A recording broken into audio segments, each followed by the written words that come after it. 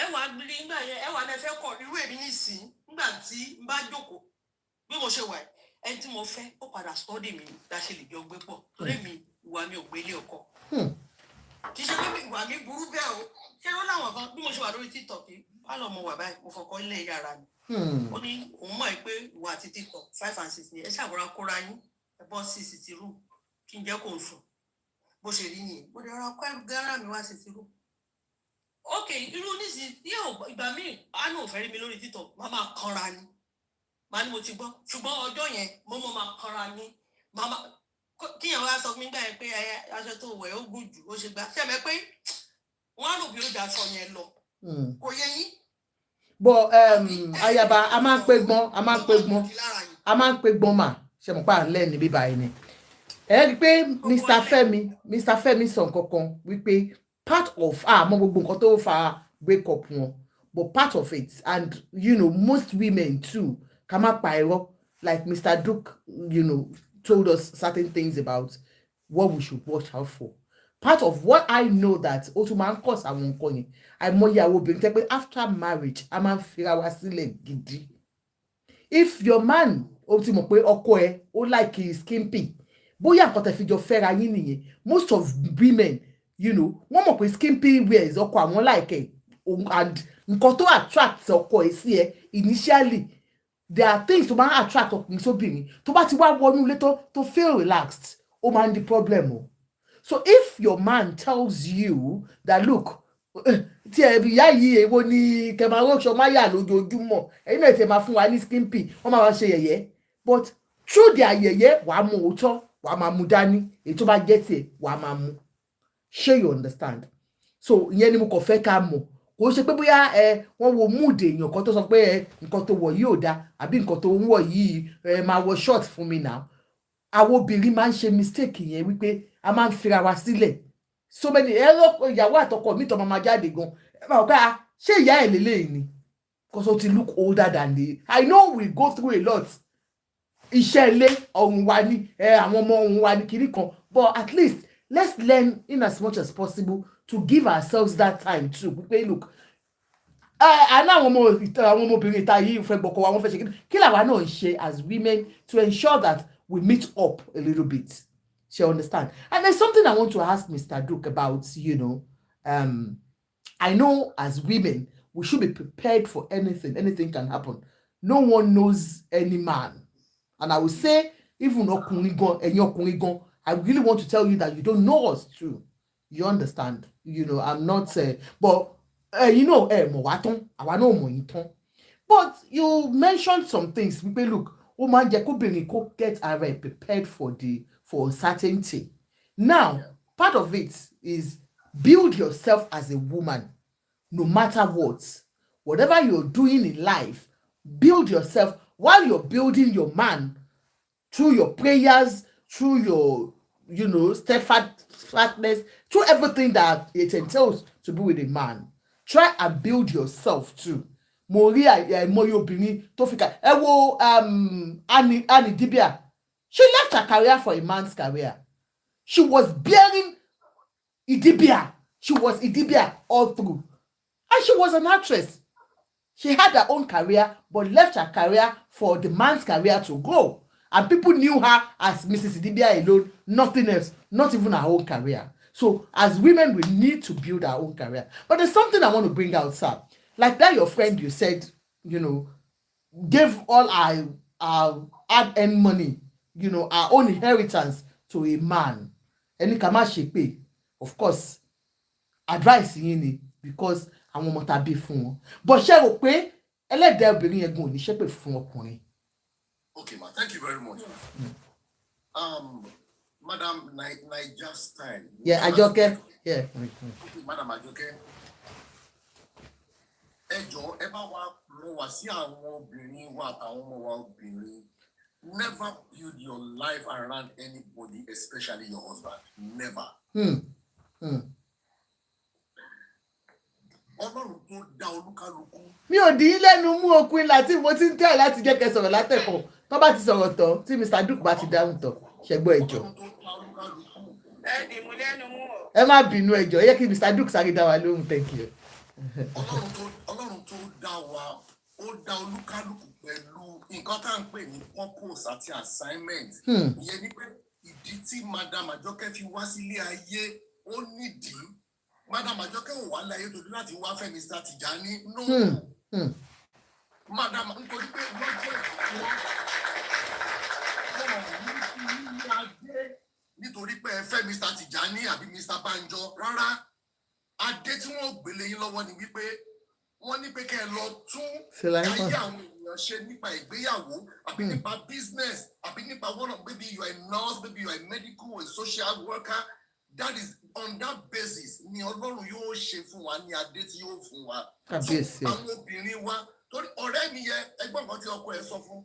Now mo wá fẹ́ sọ fún yín wípé Ọlọ́run kì í ṣọba àkà nítorí wípé ó fi inú kan bá lò.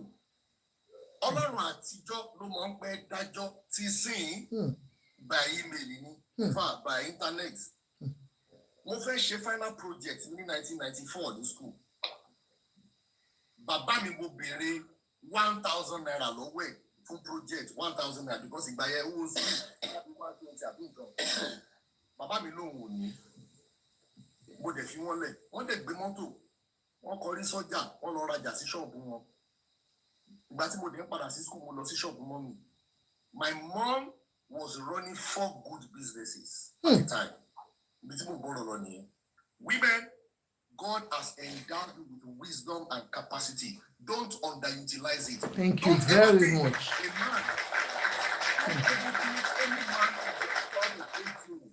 It is our responsibility to provide the basic needs for the house and to take care of you and the children.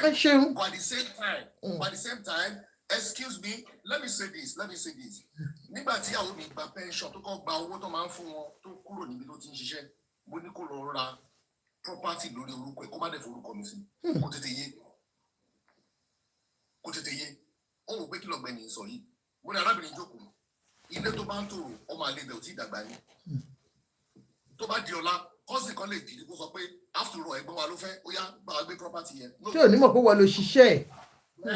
Mo ní kò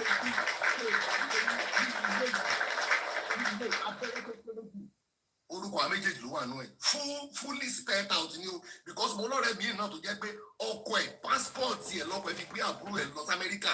Wọ́n pọ̀ bẹ́ẹ̀ wọ́n máa ń ṣe.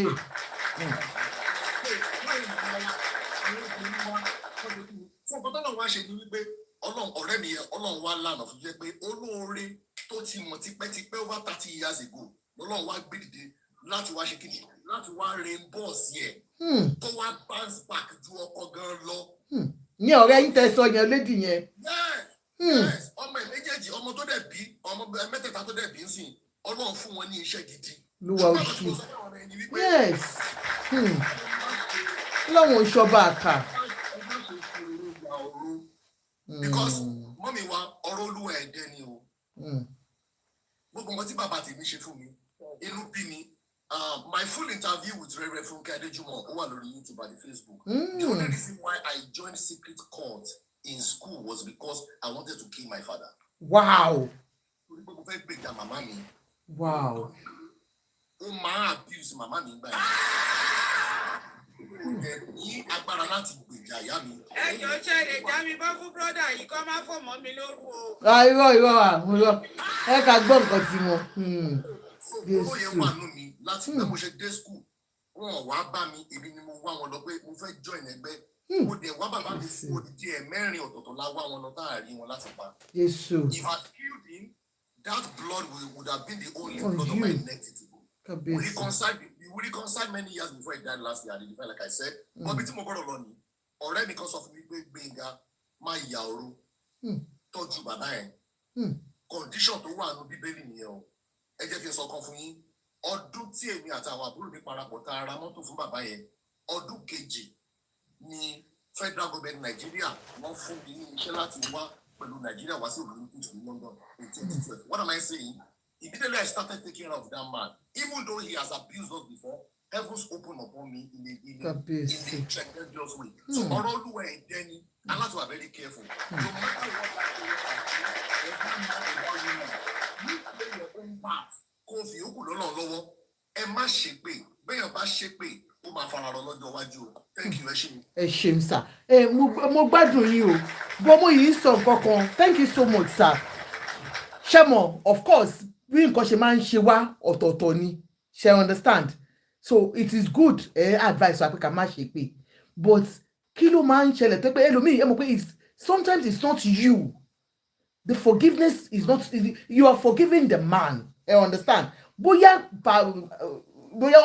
perhaps, you know, ẹni yẹn tún ń ṣe é sí, ó ń ṣe é sí, ó ń ṣe é sí. Ẹ mọ̀ pé ó máa bottle up as women. Kí lè wá lè ṣe? Ṣẹ́rí màá tó bá torí ẹ̀ ní irú ẹ̀yin màmá wa báyìí lè ṣe gbérú àwọn ètò ìkàlẹ̀. Mo sọ fún yín lọ́jọ́ kìíní àná tí ilé kọ́kọ́ gbà mí láyè. Mi ò sọ̀rọ̀ lórí àpò mi. I don't do it. Oh, God bless you, sir. Thank you so much, sir.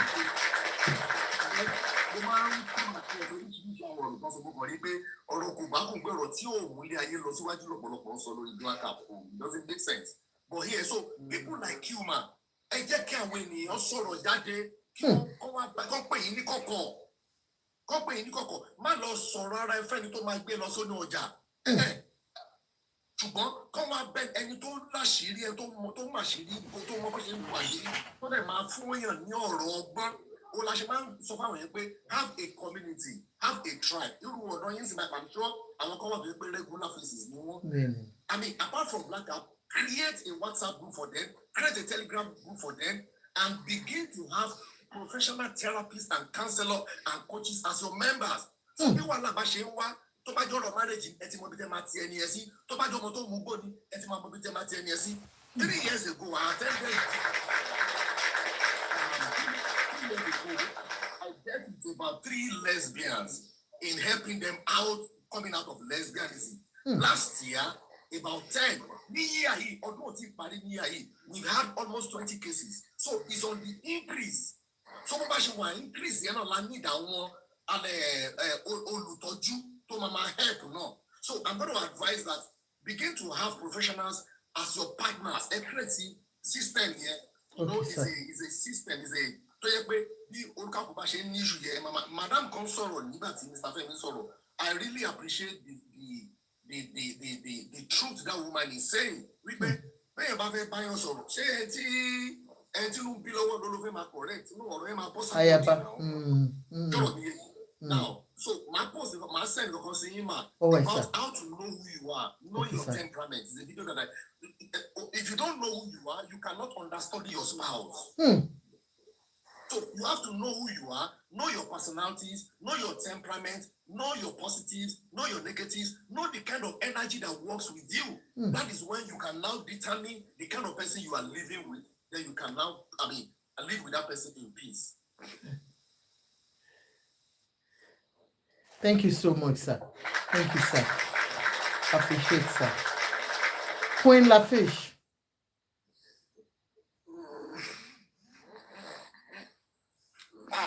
Ẹnìkan ti ń sùn o. Ó dà pé sísítà mi ni ó ti rẹ̀ wọ́n nìyẹn. Ẹnìkan ti ń ọrùn. Mo ti rí pín ẹyẹ sọ̀rọ̀.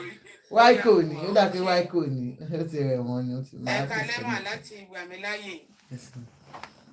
Mo rántí àwọn gbogbo nǹkan tó ń sọ but máa mú ní díẹ̀. Mo fẹ́ kọ́kọ́ bẹ̀rẹ̀ látòrí ọkọ nígbà tí kò lówó kò fẹ́ yàwó wáì tó jẹ́ pé gbà tó wó dé tán ló lọ fẹ́ yàwó. Ẹ jọ̀ọ́ 1 minute please 1 minute yeah, go on. Mo lè fẹ́ sọ̀rọ̀ lórí wáì tí àwọn obìnrin tó fi máa ń gbàgbéra tó bá ti wà nílé ọkọ wọn wọn ò ní mójútó ara wọn ọkọ ọmọ náà máa lùkàtà ìyẹn jẹ́ lẹ́ẹ̀kejì. Ẹ̀yẹ kọ́kọ́ tẹ̀bẹ̀rẹ̀ látòrí alákọ̀ọ́kọ́. Number 1 in tó kọjú sẹ́nìkan ẹ̀yìn ló kọ sẹ́lòmíì. Ẹni tó bá máa níyàwó kan ó máa ní ẹni tó bá máa níyàwó méjì ó máa ní tákọọ́lẹ̀ bá ti wà ńbẹ̀. Ó lè gbà ó lè má gbà it depend on the man tó bá ṣe treat ẹ but no matter the case ọkùnrin tó fẹ́ yàwó lé ẹ lórí ó yẹ kó ní way and manner tó fi máa bẹ́ẹ̀ sọ̀rọ̀ yàtọ̀ sí irú ìtó lọ blọ́ọ̀kì ìyàwó lórí íńtánẹ́ẹ̀tì kó má bàa mọ̀ pé òun lọ ṣe wedding that is uncomfort. Tó bá jẹ́ mi náà ni. Approach tí yẹn fẹ́ lò nìyẹn. Exactly. Approach tó fẹ́ lò nìyẹn. Ó bó ṣe lè handle situation nílé ẹ̀ nìyẹn ok bẹ́ẹ̀ ni mà. káwá accept pé bóun ṣe fẹ́ ṣe é nìyẹn àwa sọ̀rọ̀ lórí pé bóun ṣe fẹ́ ṣe é nìyẹn à ń sọ̀rọ̀ generally. Sherry, when it comes to the issue of marriage, it's general terms fún. Why? Ẹni yẹn yín mà. Ìkan tó lè work ẹ̀yin náà ti sọ pé ilé ayé yìí ìlú gangan ni. Ìkan tó kọjú sẹ́yìn kan ẹ̀yìn ló kọ sẹ́lómi. Ẹ wo ni fọ́ọ̀nù ẹ̀yìn ni wípé ó lè má block ẹ̀ kan pàápàá ó lè máa ṣe tiẹ̀ kí wọ́n ẹ̀ tún máa mọ̀. Ó possible. Ó possible. Bọ̀ nǹkan tá à ń try láti sọ ni pé ṣé ó dáa àbí kò dáa kí ló opinion tí yín ṣé ẹ̀ ń sọ pé ó dáa níbẹ̀ àbí kò dáa. Mi ì sọ pé ó dáa mi ì sọ pé kò dáa. Like I said, there are no hard and fast rules when it comes to marriage. Approach tó ń fẹ́ lò nìyẹn nǹkan tó ń fi èkó máa wọ́ọ̀kì fóun lòún ṣe tó ń fi lè rí ṣe. Bẹ́ẹ̀ ni that's just it. Okay. Ibẹ̀ kan lè mi tẹ̀ wọ́n mọ́. I know of couples ṣe mọ̀ pé òun àti yẹn tiẹ̀ jẹ́ ọ̀rẹ́ ló ṣe lọ block ẹ̀. I know of couples tó jẹ́ wípé they are not friends on Facebook. Tọkọtìyàwó tọ́jọ́ gbénu lé tọkọ dẹ̀ sọ pé òun àdìyàwó òun àti friend lórí Facebook because wọ́n máa. Bẹ́ẹ̀ ni ó possible dáadáa. So but eléyìí ṣì àdẹ̀ but tó ní kó fẹ́ ṣe nǹkan tó fẹ́ ṣe ló ṣe lọ block ẹ̀ approach tó ń fẹ́ lò nìyẹn. Okay. Now ẹnìkan dẹ̀ béèrè pé nígbà táwọn jọ ń jìyà kí ló dé tí ó lọ mú ìyàwó yẹn wá ń gbà yẹn káwọn kúkọ jọ jìyà yẹn papọ̀ tó wá jẹ́ gbàtọ̀ bẹ́ẹ̀ dùn ló lọ mú yàn wá kó wá bá mi jẹ́ why that ẹ fún mi ní answer náà. Ṣé mi ni kí n bá wọn. Àjọ fèsì ara wa. ó dà pé bóyá ó dà pé tó pẹ́ yìí jẹ́ supporter of polygamy. Èmi ni mo sọ mo máa dáhùn. Ó yá rí nǹkan tó máa ń dùn mí ni pé n táwọn obìnrin máa fi ń lọ́ra wa n tá lè gbà ni. Bẹ́ẹ̀ni n tá lè gbà la máa fi ń lọ́ra wa. Bẹ́ẹ̀ni ẹ jẹ́ ká wá tàn nù ẹ̀ kọ́dọ̀ àwọn kan gbé ìyálé sípò ìyàwó kan gbé ìyàwó sípò ìyálé ká wá wòye àwọn tó máa gbarú ẹ̀ nígbà tí àwọn ọkùnrin sanná ní kiri ṣé rí ẹjẹ́ sọ nìkan lónìí gbogbo wa la ṣe gbogbo fọkọ wa ibi tó lúkálukú kàn gbà ṣe ló yàtọ̀tọ̀ ẹlòmíì ò ní àwọn ló máa wọ̀ ìfọsẹ̀wẹ̀ ẹlòmíì ò ní rántí ṣàdúrà fún rẹ̀ fọ́mẹ̀ láti máa ṣe tọkọ gbogbo ọ̀pọ̀lọpọ̀ ọmú ń wá láti ta ògo wa fún àwọn ọkùnrin yìí ẹ má jà parọ́ tọrọkùnrin tó yẹ pé òun gbàdúrà fún tó yẹ pé wàá gbàdúrà mẹ́wàá fún wàá gba ẹyọ kan fún ẹ méjì fún rẹ àbí méjì fọmọ irú bọ́ọ̀lù èèyàn ṣe.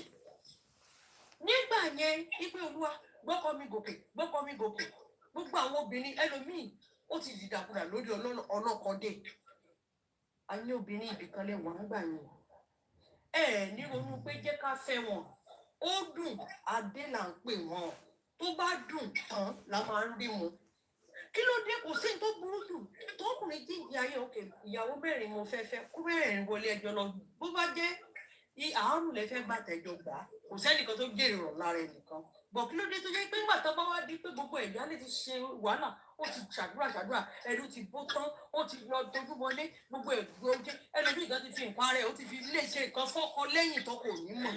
I would like to cut you short. Thank you, gifters. I would like to cut you short. To me, it's an assumption. How do you prove it? Ìyáálé ló ṣe wàhálà. I said it earlier pé exactly. Mo ní bẹ́ẹ̀ ni mà. I said it earlier pé anywhere tẹ bá rí tọkùnrin fẹ́ ìyàwó kejì ìyàwó kẹta they have always been a part of that family. No, but it's not always like that too. Mo ti rí àwọn ẹlòmíì tó pàdé obìnrin tó yẹ pé ṣe mọ̀ thank you so much Lady Asabi kò ń ṣe àbí you think it has always been like that no àìmọye ẹlòmíì tó yẹ pé within a year or two anything can happen not always ma not always no. A year or two is a long time. My dear sister, ẹni yẹn gbọ́n ti máa ní lọ́kàn a lot of men wọ́n ti máa ní lọ́kàn wọ́n ti máa ní ambition yẹn lọ́kàn. a ti lọ máa sáàtì ìyàwó lórí íńtánẹ́ẹ̀tì. ó lè wá a ti máa nurse ambition yẹn ó lè má ìwà tí ì rí obìnrin tó satisfy conditions tó ń fi lélẹ̀. The city of Rome was not built in one day. ìyá mi ẹ jẹ́ sọ fún ìkan fún mi ọmọ tí wọ́n bá tọ́ nílé olórogún àtẹ̀yí tí wọ́n tọ́ ní bàbá kan ìyá kan Ẹbí ọ̀dọ́ àwọn ọmọ tọ́tọ́ lé lórogún ọ̀gbìn kan náà àwọn ilé olórogún lèmi náà tí mo bá yín sọ̀rọ̀ yìí. Yes, ẹ lọ wò wá. Ṣé rí nígbà míì àwọn ọkùnrin yìí ìfẹ́ tara ni wọ́n nìkan náà mọ̀. Wọn kì í wo ọjọ́ ọ̀la. Inú ìlà ìlò yìí oníyá mi kù sí. Mo tẹ̀ mọ iye ọmọ tó bá lọ kó tó di pé irú àwa òbí gan náà máa bọ́rùn dúró. Ṣé wá rèé tí mo bá yín sọ̀rọ̀ age of 26 ìyá mi ti dánmọ ẹlẹ̀ àtìgbà yẹn ni mo ti ń gbé ẹrù lórí ilé olórogún náà ni. Kì í ṣe wípé kókó má fẹ́yàwó kò sẹ́ni tó sọ ọ́ ṣùgbọ́n ètò bẹ̀rẹ̀ níbẹ̀rẹ̀ pẹ̀pẹ̀ ohun tó máa ń dùn àwọn pípù yìí tó jẹ́ ìyálẹ̀ ni wípé dájú wàhálà tí mo ṣe nígbà tí mo wá ṣe wá nígbà n tó ń dùn ọ̀pọ̀lọpọ̀ wọn tí mo mọ̀ ní pé nígbà tó ń dùn tán tó yẹ kí n máa jókòó kí n fẹ̀yìntì máa jẹun lẹ́wà dé ẹ má jà dá tẹ́ ẹ bá bu oúnjẹ sínú kíní fájá méjì nígbà míì ẹ̀rọ àwọn ẹran tó máa kanra wọn báwo èèyàn náà ṣe rí nìyẹn tẹ́ ẹ bá bu kíní fájá méjì nínú àwo kan náà kiri ń gbà tí ká tà ní mẹ́yìn tá lọ kàn kejì bó ṣe ṣe bó ṣe ra ayé ara ayé ló ra rẹ ọ̀run kíní náà kò fẹ́ ni tó wù kán fẹ́ yàwó ní o ẹ má jà tán wa àwọn tó ṣe àwọn kejì mi ò bá wọn wí o ṣùgbọ́n tèmi ni pé ẹ̀yin náà bá wọn bẹ̀rẹ̀ ẹ mọ bó ṣe rí kí wá ṣe pé gbà tó bá dùn tán ìkìlẹ̀ mi ìyá ilé olórogún mo ti wà ìyá mi ní fọ́tò ayọ̀ tì rí wọ́n dẹ̀ fẹ́ yàwó lè bọ́ ìyàwó tó fẹ́ lé ọmọ tí ojú rí ní ayé bí ò bá rí mi mọ́.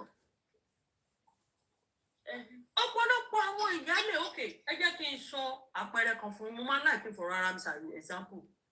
àwọn ìkọ́kọ́ wà yìí èmi ò dáhùn obìnrin ẹlẹ́bi ìkà ló pọ̀ lórúkọ Jésù. ẹ ní sùúrù ìgbà tí wọ́n fẹ́ yàwó láwọn. kí náà sọ kí ni ó dà pé ṣónáìkì sọ nǹkan kan jẹ́ kí sáré gbọ́ nǹkan tó sọ. ó dà pẹ́ sọ nǹkan kan ṣónáìkì. mo ń gbọ́rọ̀ wọn. ok ẹ máa gbọ́ o ìgbà tó fẹ́ yàwó láwà tíyàwó bímọ wọ́n wá sọ fún yàwó pé lórí TikTok orúkọ báyìí ló ń jẹ wọ́n lọ fi hàn wọ́n ní kó block ẹ̀ tó bá máa post ọmọ ẹ̀. ẹ máa gbọ́ o èmi sì ṣe oníṣẹ́ ibi tẹ́lẹ̀ wọ́n ní kó block mi ọmọ yẹn wá block mi.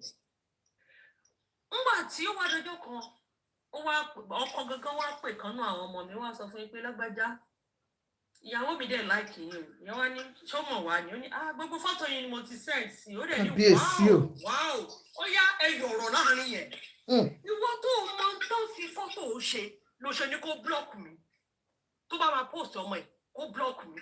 but ìwọ kó fọ́tò àwọn ọmọ tèmi fún. ṣùgbọ́n wọ́n kó fọ́tò God bless you ọjọ́ yẹn mo fẹ́ jà ṣùgbọ́n mo ṣàǹbẹ ọlọ́run kó lu àpẹ̀tù because ohun tó dífá fún A ló dífá fún B bí wọ́n ṣe blọọkù ẹ̀ èṣù lè yé mi lókè mú fọ́tò ọmọ ẹ̀ kiri. kí ló fi ṣe ká. ìgbà tó ti wá gbogbo tó ti lọ́pọlọ yẹn ó yẹ kí wọn náà wá protect àwọn ọmọ tó wà lé.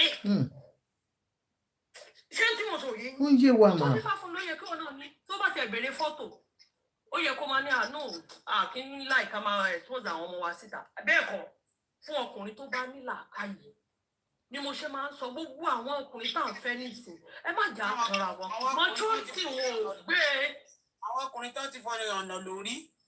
bẹ́ẹ̀ ni majority wọn ò gbé irúgbà tí wọn tó fẹ́ post ọmọ ẹ̀ ó ní kó block mi pé ò fẹ́ kí fọ́tò ọmọ ẹ̀ kó dọ́wọ́ tèmi ṣùgbọ́n ìwọ lè sọ pé ìwọ lè fọ́tò ọmọ tèmi fún ó ṣe wow beautiful. Duke, I don't know who raised most of our men now. ẹ máa gbọ́ ojú wọn bí ká ti máa fọ́tò àwọn ọmọ tèmi dé. ṣóyè àbí obìnrin gbogbo wa aláwọ̀ kù ní wà tẹ́mi bá lóun èmi ò ṣe tẹ́mi bá lèmi ò ṣe kà ṣé tóun bá lóun ò ṣe kà kọ́ tó bá fẹ́ ṣe kà kọ́ gbogbo tó lè fi bá jà lẹ́tí kó kò sí ayé láyé lọ́rùn tí mo ní láyé lọ́rùn ó lẹ́tí kó lé wọn lọ́wọ́ ẹ̀ tó lóun fúnra rẹ̀ ló sọ fún mi ìpè yá mo sẹ́ni gbogbo picture wa àtàwọn ẹgbẹ́ ọgbẹ́dẹ̀ ṣe lé lónìí wow beautiful torí ẹ̀ nígbà míì ó ní mo ṣe ń tún sọ ọ̀pọ̀lọpọ̀ àwọn ọkùnrin tó fẹ́ àwọn méjì àníkàn máa fẹ́ ǹjẹ́ ní maturity. Can you handle it? àti keep ìyàwó méjì ǹjẹ́ ní àṣírí ṣe ní gògóńgò gbogbo àwọn ọkùnrin wa gògóńgò wọn ti sọnù. To raise us a king. and again ṣe rí ohun tí mo wá rí nínú ọ̀rọ̀ yìí ni wípé ẹ má jẹ́ ká tanra wa ṣe rí bíbélì ní ìpìlẹ̀ bá bàjẹ́ kí lolódò fẹ́ ṣe. ìpìlẹ̀ àwọn ọkùnrin tá à ń gbé tá a fi ń ṣàdé orí ṣé ẹ mọ̀ yìí pé mo sọ̀rọ̀ kan lọ́jọ́ kan mo rò nǹkan kan lọ́jọ́ kan ọ̀pọ̀lọpọ̀ àwọn ọkùnrin tá à ń fẹ́ tá à mú lọ rẹ́gísì àwọn ọkùnrin tó yẹ kó àkọ́kọ́ mú lọ. command salvation àmì mo mọ̀ pé ó dà pé tó nílẹ̀ yìí christian lẹ́yìn. ẹni tó bá ń bọ òòṣà kó kọ́kọ́ mọ̀ pẹ̀lú ó bá ti rí I love you you love me kọ́kọ́ mo lọ dé òòṣà tó bá jẹ́ òòṣà ló ń bọ̀ ẹ lọ wọ ẹṣẹ́ wo ìgúnwèpè kúrò lórí ẹ̀. ìwọ tó bá jẹ́ ṣọ́ọ̀ṣì ni mo lọ ṣọ́ọ̀ṣì ẹ dúró sínú àwẹ̀ àtàdúrà kẹfì sáàmù bá yẹ ara yín jẹ́ ìwọ tó bá dẹ̀ jẹ́ mùsùlùmí ní lọ mọ́ṣáláṣí ẹ jókòó ẹ wọlé wàhálà fún ọ̀pọ̀lọpọ̀ àwọn ọkùnrin tá à ń fẹ́ nísìn ní èpè pọ̀ jù lórí wọn obìnrin mi ò ní làwọn ṣùgbọ́n mi jẹ́ tó ń bọ́ èpè ní ẹlòmíì tí wàá sunkún. ṣebí nǹkan tí mo sọ fún wọn tí mo sọ fún Duke lẹ́ẹ̀kan nìyẹn it's not about pé obìnrin yẹn ṣépè pẹ̀lú ẹnu ẹ̀ gan ó lè forgive ẹ̀ but ọkàn ẹ̀ ò lè gbàdúrà fún ẹ. ẹlẹ́dàá nǹkan tó bá ọkàn obìnrin yẹn ò lè gbàdúrà fún ẹ ẹlẹ́dàá ò lè gbàdúrà fún ẹ. ó ti ṣépè ó ti kú àwọn gbọmọ bí wọn ti forí képè dé ó yá irú wọn la máa wá rí làwọn máa wá mú lọ rẹ́gísírì rẹ́gísírì kan ló ń kàn nígbéyàwó òṣètọ́jọ́ mọ́ àwọn ọkùnrin tá à ń fẹ́ wọ́n ti forí kódò káwọ̀ ní ọ̀pọ̀lọpọ̀ ibi tó lè jẹ́ pé ẹlòmíì gò mọ́ ẹlòmíì ìbàjẹ́ ló fi ń ṣayọ̀ torí irú èyí tó búlọ̀kì ìyàwó ìbàjẹ́ ló fi ṣayọ̀ ẹ má jà tanra wa ìbàjẹ́ ló bá wọ̀n èyí tó fẹ́ àdìmọ̀ fún ẹ báwo ni ìbáṣepọ̀ ṣé ta ló gbàdúrà káàrin àwọn ọmọ ọmọ rẹ̀ ṣé irú ìyálé yẹn. But how can she control herself, Duke? How can you control yourself when you don't within you? Ẹ wo woman yìí sìn ó tẹ̀sí mi sí kankan sí ó ní man tó ń sọ pé ó ṣe nǹkan fóun yìí ó ní àìmọye irú àwọn ẹ̀ṣẹ̀ tó yẹ pé èèyàn ò lè fẹnu sọ tán every time Tọ́pẹ́ tó sìn ẹ̀ẹ́dẹ̀ mute wípé every time gbogbo ẹ̀ṣẹ̀ yìí ó ti pọ̀ jù ó ní then this particular one yìí ló ń wá fi pé ìkànnì ó ṣe jẹ́ the age tó ń wá yìí ẹ understand. Marriage is about forgiveness. If you cannot forgive, man will marry. And so how do you forgive a man that consistently, do all these things every day?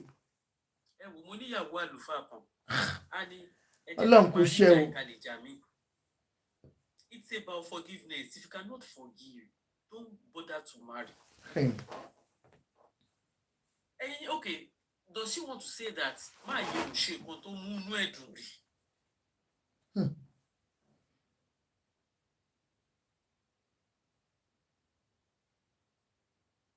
à ń gbọ́ yín o. à ń gbọ́ ọ̀rọ̀ àgbọ́yé o. ìyẹn ló máa rò mọ́ it's about plus or more. ó dà pé nẹ́tíwọ̀kì yín ni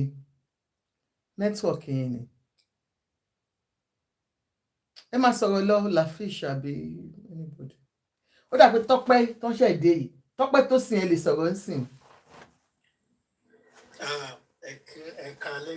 Ẹ kálẹ́ o.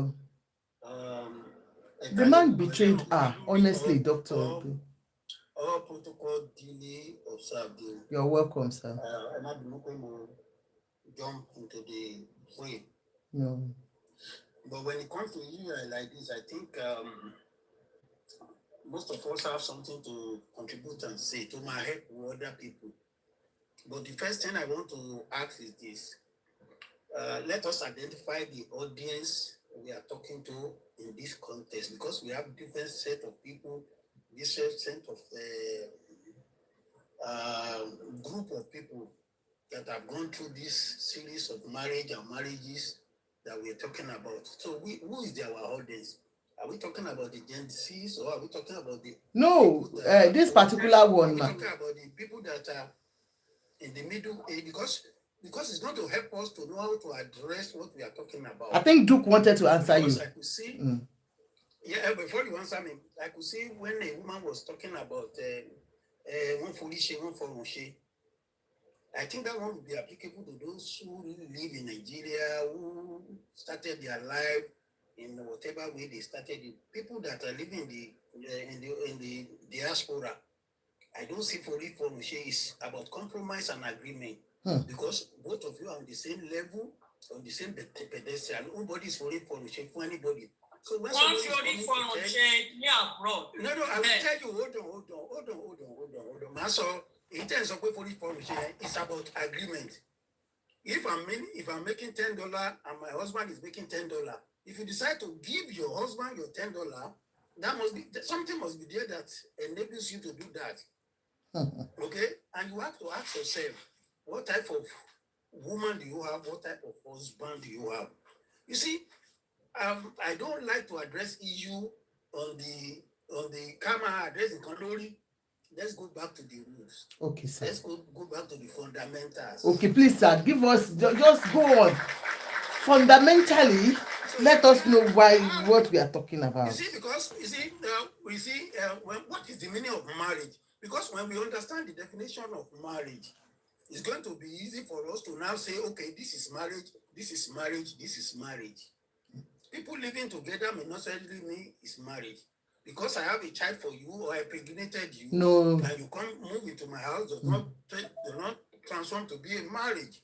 Because I'm a man and you are a woman, we meet by chance or whatever, and we are living together, does not transform to a marriage.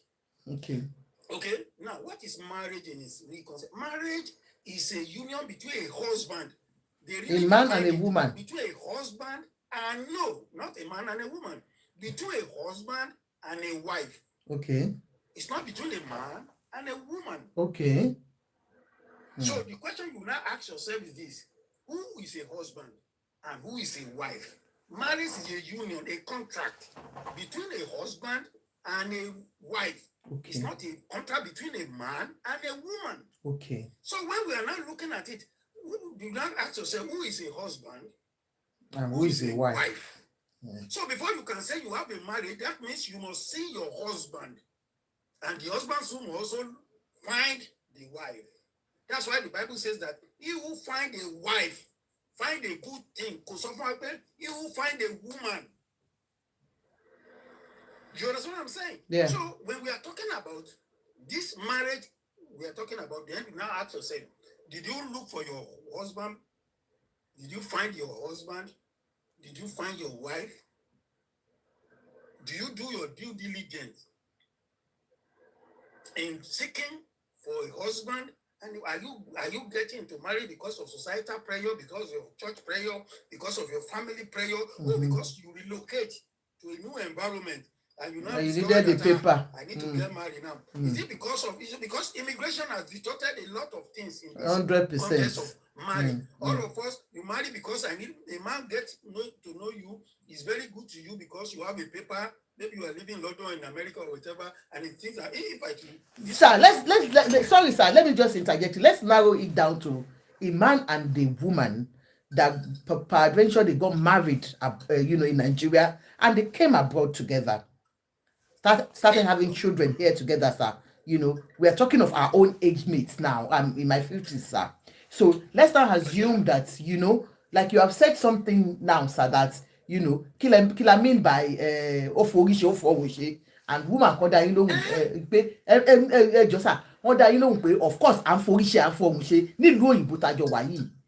Sure, you understand. So now,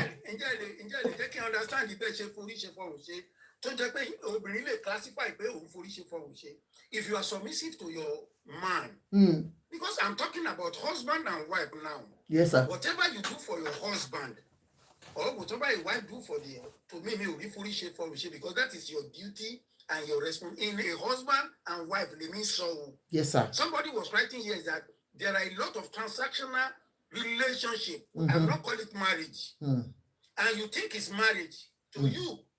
Then you have to ask yourself, who is marrying who? Because if you don't understand this fundamental from the beginning,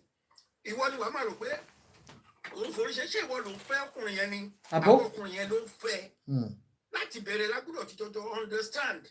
Because you ask yourself what leads to polygamy. I know I've been on this platform in the last couple of minutes, and people are talking about polygamy. What leads to polygamy? Why polygamy? You ask all these things. Who talon fẹ́ ra náà méjèèjì? Ṣé ọkùnrin ló ń fẹ́ obìnrin ni? Àbí obìnrin ló ń fẹ́ ọkùnrin? Because all the somebody was talking about self-discovery too. It's a you joke. have to understand this before you start putting your energy. because you start putting your forishe and forushe, shame you don't feel mine, and you know it's going to be more easier if a man is marrying a woman, because that is how it's supposed to be. When a man loves a woman, easy fún láti gbàgbé gbogbo àwọn excesses ẹ̀ àbí àwọn weaknesses ẹ̀ ó máa easy fún àti manage ẹ̀ tó wáyé pé ọkùnrin ló fẹ́ obìnrin ṣùgbọ́n tó wáyé pé obìnrin ló fẹ́ ọkùnrin àwọn ibi tí ò dá is going to be feeding on the weaknesses of that man of that woman. No matter what you do, kò ní rí the good side of you. That's why if you are also a wife, that is you marry your own husband, you will discover that you will feed on the positive side of that man, and the man also will feed on your positive side. You will not feed on your negative side. Then you will see it will naturally balance. It will naturally balance itself out. And I'm going to tell you this. Some people are saying, kini àwọn ọkùnrin wọn máa sọ pé ó yẹ kí ọkùnrin obìnrin lè wà kó lè that you must discover yourself and fulfill your own purpose. If you marry your own wife and your husband will give you the chance and the ability to excel to the maximum. You understand what I'm saying? Because it's your husband. It's not your brother. It's not your friend. It's not your mate, roommate. You will see that he will support you. Do you understand? He will support you to get to the highest of your career. But when you marry somebody's husband, that you call your husband.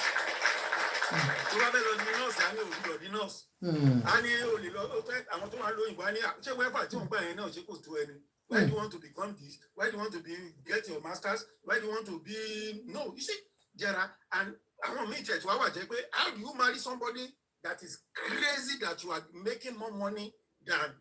That one is another thing that you must look at. And people should understand the power of relationship is not residing on the hand of a man alone. That is where self-discovery comes in. If you discover that your wife is a better driver in this marriage, if you are a real husband, you have to submit to that woman to enjoy and excel. God bless you. But if it is the man that is the driver, is the one that is more when a man is a man in a house, a woman must recognize that and go down and say, okay, you are my husband. I will follow where you lead.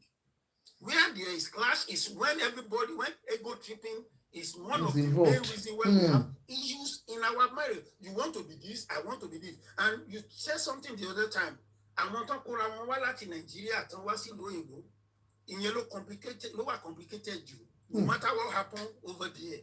When we get there, here is a different reality that we may not be able to adjust to immediately. And it brings a lot of conflict.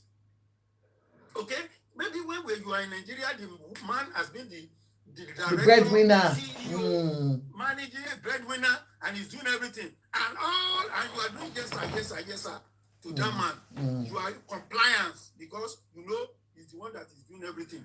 And now you move to an environment where even women are making more money than men. They can they can do two jobs. They can do women. I don't think we have the capacity to do all those things. Where you have access to a lot of things that makes your life extremely comfortable. If you don't marry your wife and you don't marry your husband, there is going to be work out together. There have been several issues. Because one, that man will not be able to adjust to the reality you guys are finding yourself at that point in time.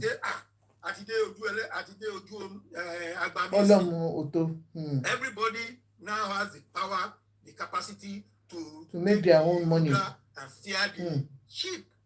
You understand what I'm saying? So, cultural talk here, woman cause problem when you now move to a new environment, and that the conflict people cannot overcome it, especially men that have this stupid ego. You understand? I've been a victim I've been a victim before. So I'm part of what I'm doing, because when I just came to this part of the world, I was thinking, I'll be doing like man.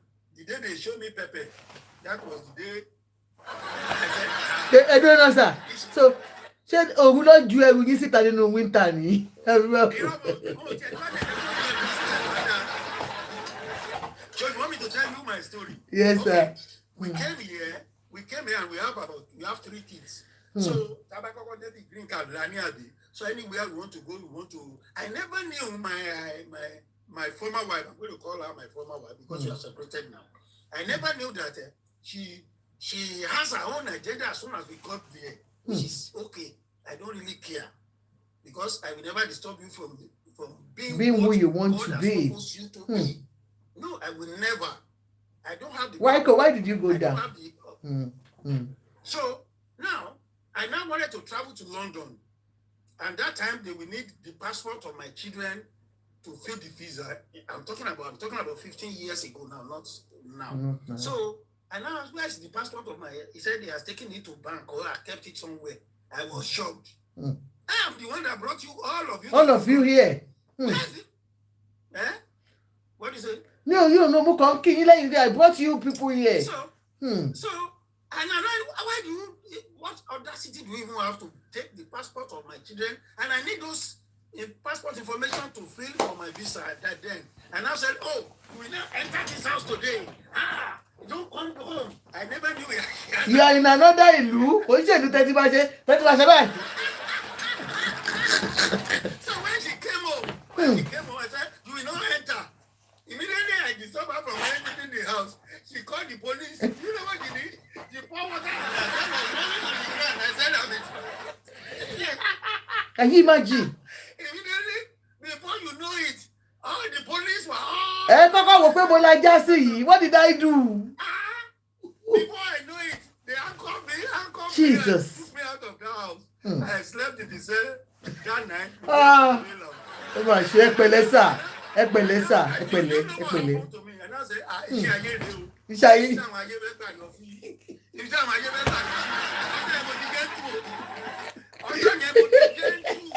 Ọkọ yìí.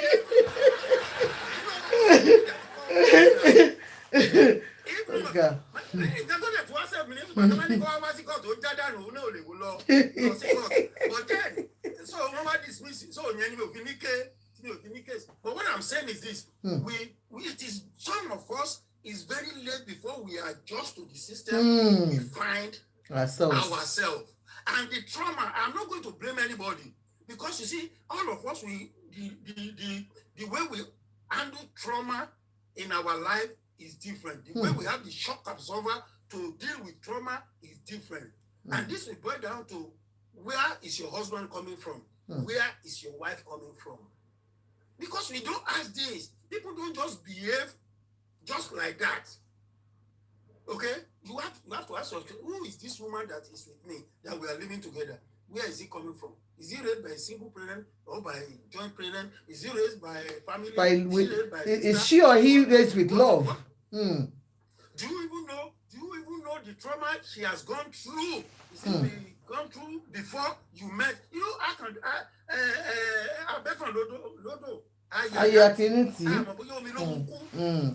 So we don't do our due diligence. No, because the person you've even been living with for the past 20 years, you don't even faithful know faith. You're welcome, ma. Do you understand? You don't know the people you are dealing with. How are you going to survive? Even you yourself, you don't know yourself. That's another sad reality we are dealing with. Most of us, both men and women, you don't even know yourself. Do you understand? I used to tell people, I said, hello. It's going to overflow. It is when your cup is full that somebody can put more to go outside. What I mean is that when you love yourself by yourself with yourself, when somebody now show you love, it's going to be like extra in your life, and you will enjoy it, and you will value it because you yourself, you are full, but you are 10% loving yourself. Nobody can give you 90%. Even if you are 50% loving yourself, nobody can give you. Because you yourself, you lack love within you. Yeah, those places of overflowing. You see, extra. You see, you don't know the value, and that's why some women, when you give, no matter how much they have, when you give them 1 naira, they will appreciate it more than the million they save in their own bank because it's their wife. That is their husband that gives them. Why? Because the reason why they will appreciate it is because they have already, they just see that as, God, I thank you. My wife can buy this for me today. I mean, my husband can buy this for me today, can give me this today. They will appreciate, but somebody that is a very, very poor. Thank you. Do you understand? And you are now giving him 20,000 naira for me, or you give even 1 million naira. So he will not see the value in what you are giving to him because he himself is not full, and that's going to be a lot of conflict. So the question I want everybody to know is this: do you know yourself, for God's sake? Do you know yourself before you now want to know? And some men, they don't even know themselves. They cannot even articulate for themselves. They cannot even sit and say, okay, this is the person I am. This is my personality. This is what is wrong with me. Okay, am I ready to deal with you? Okay, let me talk to my wife. This is my problem. Can we sit down and talk about it? Some of us, we don't even give chance for communication. Communication, which is very important in relationships. We these stupid, arrogant African men, we don't even give chance for communication. We only see ourselves. Ego ti pọ̀ jù lára yín ni. Your ego is too much. No, because, I am the man. Yeah, because no, and don't blame us. I want to understand. I want you people to understand.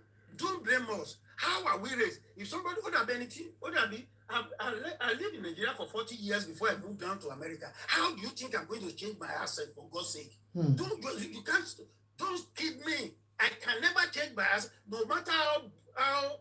No, you will try. You will do my post. Yeah, you got to do something. You know, you got. In 40 years, you think it's a joke for somebody to live his life 40 years as a local Ekiti man?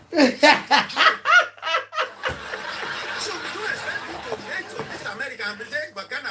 We're gonna. Yeah, and that is the problem of most of us men. How are we raised? What is in our head? What is the indoctrination that we have in our brain about what human being is, who we are, how we are? We are raised to provide for our family. That's what we got to know. We are raised to be the commander. Yes, it's eloquent. Yeah. Ẹ mọ̀ pé àwọn Èkìtì máa ń kàwé gan, Ondo Èkìtì, wọ́n kàwé kú. Yeah. So, and even you are raised that you have to take care of your wife. Can you imagine that? How do you think one will now? So now your ego is now challenged when you now get over us. Say what we might control me. That one will believe from any direction of where you're supposed to go. I was yes, ìwọ lẹ́nu ọ̀rọ̀. Kí ni mi nǹkan tó sọ fún mi lọ́jọ́ yẹn tó fi mú mi lọ pé mo ní mi ò ní right àti pé kí n má jọ pé kí ìyàwó mi má wọlé. Yes now, ẹ̀yin ò mọ̀ ni ẹ̀yin wá gbé tèkìtì wálé ẹ gbé tèkìtì wọ̀lú òyìnbó. Ara ọkọ̀ tó wọ̀lú ni jẹ́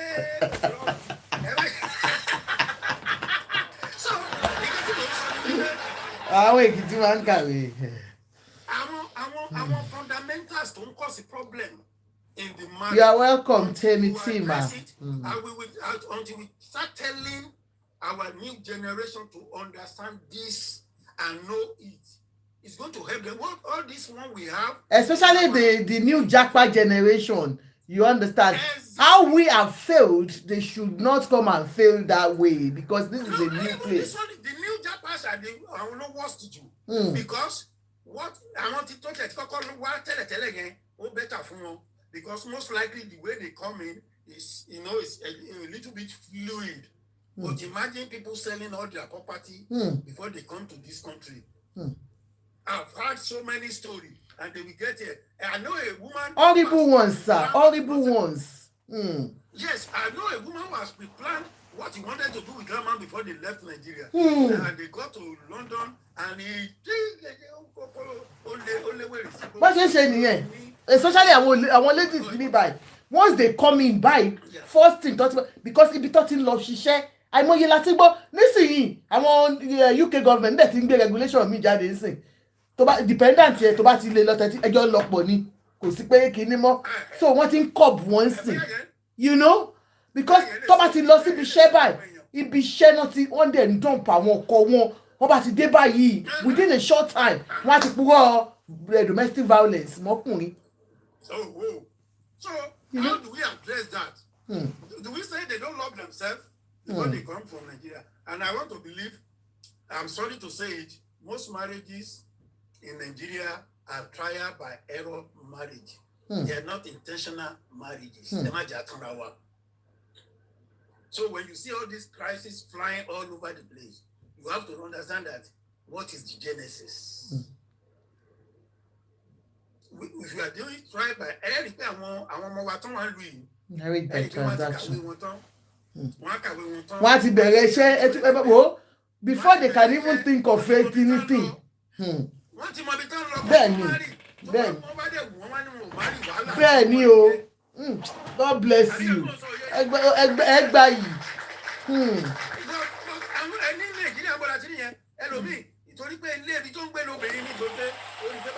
Thank you, Gifter. Thank you so much.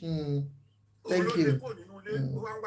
And you see, this morning I was talking on my show about the psychology of what happened to.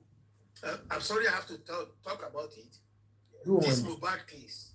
Mustache, thank you. Don't have love in your upbringing, which happens to most of us, most people. You look for love outside, and most likely you get your love in the wrong place. You fall in the wrong hand. Maybe you don't have money. When you want to look for love, the only thing you are looking for first is who is going to take care of you. It's not because you love that person. Naija náà gbogbo love wọn àwọn ọmọ tó ti sáré tó ń wábi tó máa dúró sí ẹ̀wọ̀n tí kìíní so many of wrong kìíní. So the whole thing is distorted. I'm sorry to say about marriage. Distorted, and that's why what we're experiencing now is so rampant and is so terrible. And that one let me finalize the other one, the issue of polygamy. Yes, sir. Look, so, sir, while you are giving us that lecture, can I just make myself a cup of tea, sir? And everyone. okay, you can go ahead. Go on, sir. I'm listening to you. Yeah. The issue of polygamy. Yeah. Yeah, you see, I believe because of the mistake most of us have committed from the beginning of our life, and now depend on individual. Children, most likely children are involved. And when the children are involved, most men will want to wait and make sure that they do their due diligence to take care of their children. They know this thing is not going to work for them. But because children are involved, they want to hang around and make sure that they are doing, no matter what's happening, within that period, when they wait or not waiting, they don't care what happens. Because men may take decisions that will materialize in the next 10 years, and they've taken their decision this year. So they'll be with you, and you will still think it's your husband, but then they have their own plan. Even some women do like that too. They'll be with you. Just the only reason why they are with you is because they know, I can't leave my children, I have to take care of my children. And when they see the slightest opportunity to move on with their life, they will move on. So is it because we are entrapped and entangled in this, what we so-called, somebody said yes, but it is narcissistic. I don't hear English. Maybe if we explain what narcissistic is, maybe it's going to be easier, because most times we use Oyibo to cover a lot of things that we're supposed to really understand. Because if a man is behaving somehow, the question we have to ask ourselves, why is he behaving like that? What brought about that behavior? When somebody is responsible, I wish to tell people, if you have children that are brilliant and you don't need to tell them to read. If you have children that they really have passion for book. Yeah, 100%. You don't force them to read. It's the same thing to man or woman. When you are a good woman on your own, you will always be a good woman. Okay. And when you are a bad man, you will always be a bad man. So if you cannot identify a bad man before you get married to that man, then Nana, thank you so much. Whose fault is that? When you cannot identify who this person is before I get married to, and the man too cannot identify who this woman is before they get it, that is not anybody's problem. And you will now get into the relationship. You now discover it's a narcissist. So that the people matter. Talk about the baby. She will be bejila koko. Will be bejila ekeji. Will be bejila eketa. Children for 1 month. Shorter.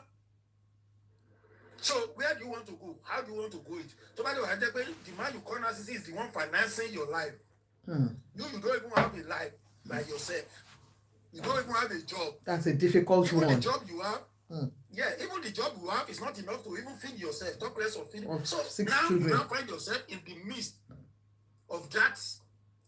Is a quagmire as far as I'm concerned. And you find yourself in it. What do you do? So so these are the things we have. What we find. Let me go back to one by actually, and that is our upbringing. For God's sake. Only keep going to millionaire to marry me. Charlie, you are not self-sufficient. Why do you think you have to suffer with a man? And if you are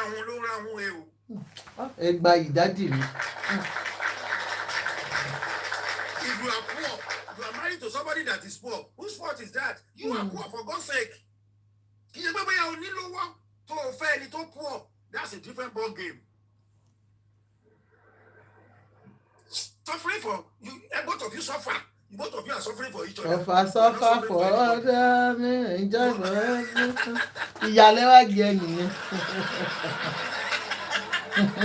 So marriages together try and error in the majority of our marriages, and that's why we can see all this thing that is happening. Okay, can I ask you a question, Daddy? Ejo, àgbáyé adalẹ.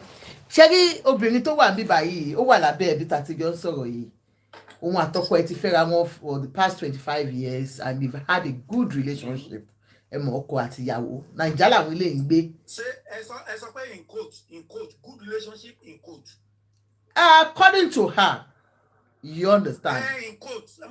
Okay, Kathy quote. Okay, good relationship in quote because something that So because she said, they've had a good relationship right from the onset till this time around, but she mentioned something that is bothering to her and and to so many women, that there are loads and loads of teachings online these days that is tending to polygamy.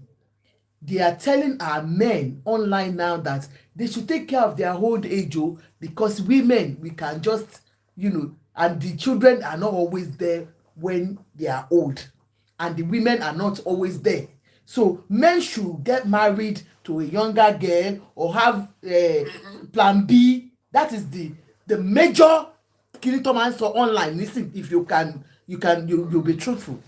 And so she feels part of Kotoko Mangbo because we see it so many times on those programs. And then there was one time Toko mama you see ìjọba yá àwọn ọmọ ìmọ̀ àti lọ́tàn ṣe ìwọ náà tó bá yá sí wa máa lọ ṣe omúgọ̀ òní jókòó nù lé mọ́ǹsìn ó ga o ìwé àmà fẹ́yàwó kejì ni o nǹkan ó ló dẹ̀ fi àwọn fi ṣe èyẹ ń gẹ́ pé àbó gbádùn, and that was it. And then this man now ó wá lọ fẹ́ young girl kan ìyẹn ti bímọ síbi omi o ìyẹn náà ti láwọn ọmọ ó wá fẹ́ síbi kan ó wá gbalé fún, and they had àwọn òṣèlú nìkan sorry because Christian ni man yìí ó dẹ̀ lọ fẹ́ ó lọ ṣe traditional wedding fún lady yìí ó dẹ̀ gbé sínú ilé. Àwọn èèyàn ló wá ń kí bèbí yẹn pé ẹ̀ẹ́dẹ̀ sọ fún wa pé àwọn èké àbídùn ẹ̀ẹ́dẹ̀ sọ fún wa kọ́kọ́ yìí ti fẹ́ ìyàwó. And then she confronted the husband, and that is what is she feels betrayed as a woman. She's watching us, she wants to be kept like that. She only forgive or come, and àwọn ọmọ òun surely forgive. Ó lóun yìí wà nínú àwọn tóun njọ́ tó ń ṣe ti Austin greenhouse and pink house tí Wàsíù Àyìndé bá wọn dá sí online ẹ̀rọ tí tó ń jó, you understand. But òun yìí wà ń bẹ̀ tóun sọ pé òun o láyé òun àpọ̀kọ òun ká lóhun ni ó lóhun ò tiẹ̀ mọ̀ pé ṣé ìṣòhun nídìí òun ṣé you understand so in that aspect do you think she can ever get out of this or what do you think she can do? ó lówó tiẹ̀ ó wà òkè o. mo sọ fún yín pé gbogbo nǹkan tẹ̀ ń sọ ẹja sọ pé include because one you are not there. Okay, now. One thing I can tell you is this. You see, in marriage, there are stages of development in marriage. Men, except a stupid man, they don't take decision in a day. It takes time. And it's going to be over the time. Internet. Okay, sir. Ẹ sir. Mom sì ṣe ń gbọ́. Ẹni tó bá ní tendency àti fẹ́yàwó méjì, understand mo fẹ́ sọ kíní kan fún yín. I know I'm a man. Understand nǹkan tí ìyàwó kejì àbí ìyàwó kẹta máa ń ṣe fọ́kùnrin. Understand you cannot have it, you cannot feel it, you cannot understand it. Ọkùnrin nìkan ló mọ nǹkan tó ń tó ń ṣe. Ẹ lọ bèrè lọ́wọ́ ọkùnrin tó fẹ́yàwó méjì àbí ìyàwó mẹ́ta. Ẹ lọ bèrè lọ́wọ́ ẹ̀ pé kí ló ń gbádùn bẹ́ẹ̀ òun nìkan ló lè sọ. Okay? You see, I was saying there are stages of development in human being. When we talk about stages of development in children too, you know, from infant to only concern to adolescent, between adolescent and infant. You're welcome. The floods it. Let me just go on, sir. Go on. Adolescent stage, human being is the crisis period of every human being. An ability to manage that part of every children's life will make or mar them in life. Let's now come back to marriage. Certainly, we have the infant, and it can say toddler, but I don't think it's toddler. That's the language in psychology. I don't think it's toddler. I'm not sure. Certainly, adolescent stage, man, what? Infancy, child, okay, yeah. I think you are right. So, come about marry. Ó dàbí ìgbà tó lè ṣe bíyàn ni ẹ rí pé life tí yàn gbé ó yàtọ̀ tó bá dé stage abẹ́ sí go in marriage. He said that they are enjoying the marriage or they don't enjoy the marriage. Then tó bá dé stage kan, there is going to be the adolescent stage in marriage. Àwọn méjèèjì máa wà disconnected. Then, you see, adolescent stage is the adventure stage of men. They want to exploit. Okay, sir. As you're talking, let's be putting age range. At that adolescent period in the marriage, what age are you talking about in the men? Some people marry at 25. Some marry late. There are some people married at 45. Okay. But there is no way in marriage. Even our pastor, our so-called pastor, they get to that point. And the pastor me for working away for the next 2 years, 3 years. I wonder, we lost in Nigeria last year. Already the pastor come only for the past 6 months. By for working away money, I ain't saying any problem.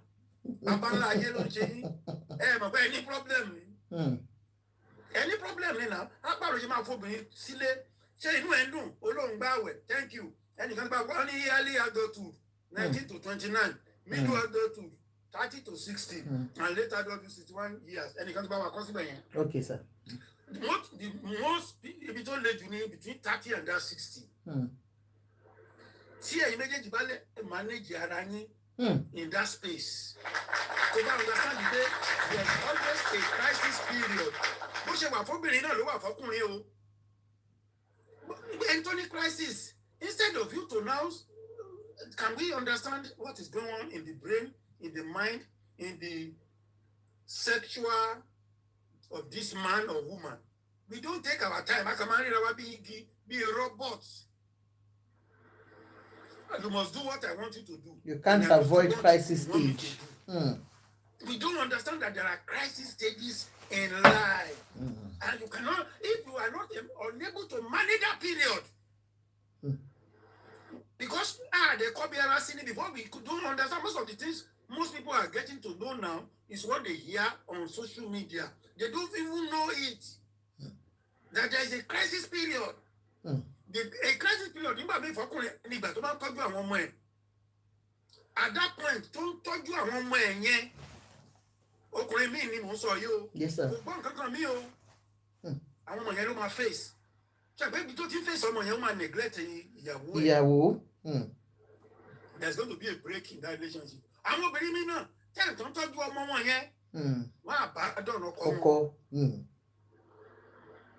Ọmọ mi ni o, ìgbà míì gan wọn àtọ́kọ ẹ̀ wà lórí bẹ́ẹ̀dì ariwo ọmọ ẹ̀ ló máa pa. You don't know what that thing is doing to the mentality and the issue of both man and the woman.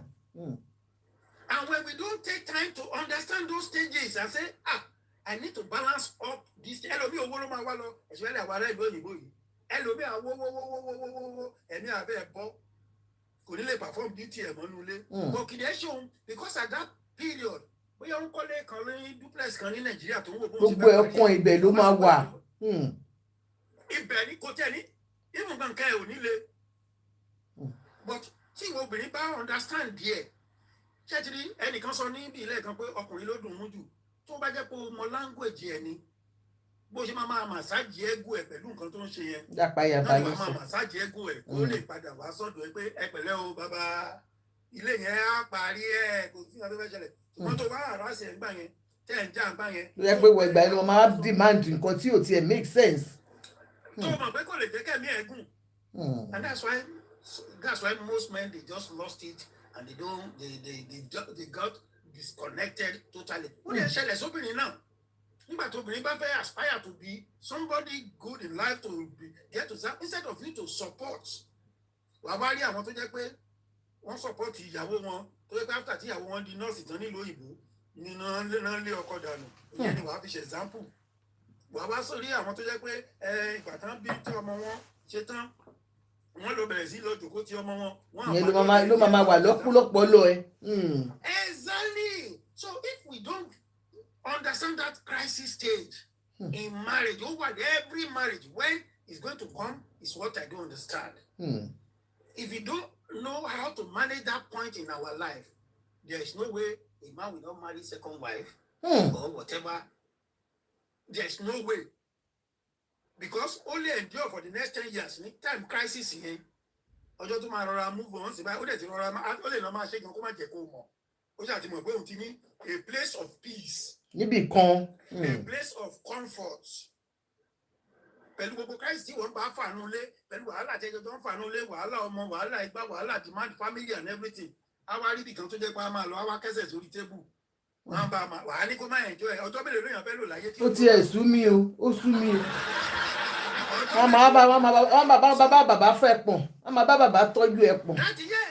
That is their heaven. If you go, when we are talking about heaven, yes. That is their heaven at that point. Their heaven can lead them to hell. They don't care at that point. That is what they have.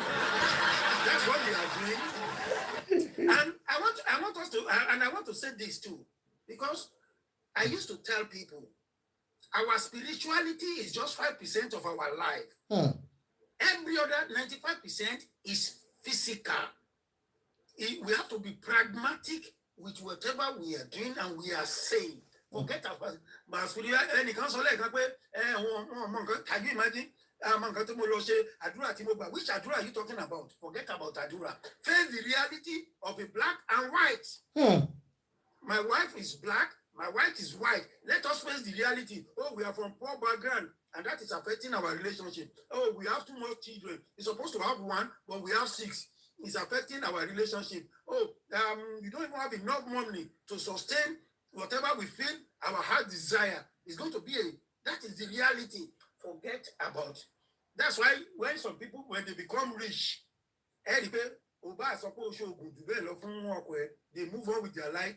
Àìmọye mo ti rọ́kọ tó sọ pé ìyàwó òun pé ó sọ pé òun àdúrà kó sì lọ àdúrà òun ló gbé òun débi tó ń wá yìí ó ní kó sì lọ àdúrà òun ló gbé òun gbà.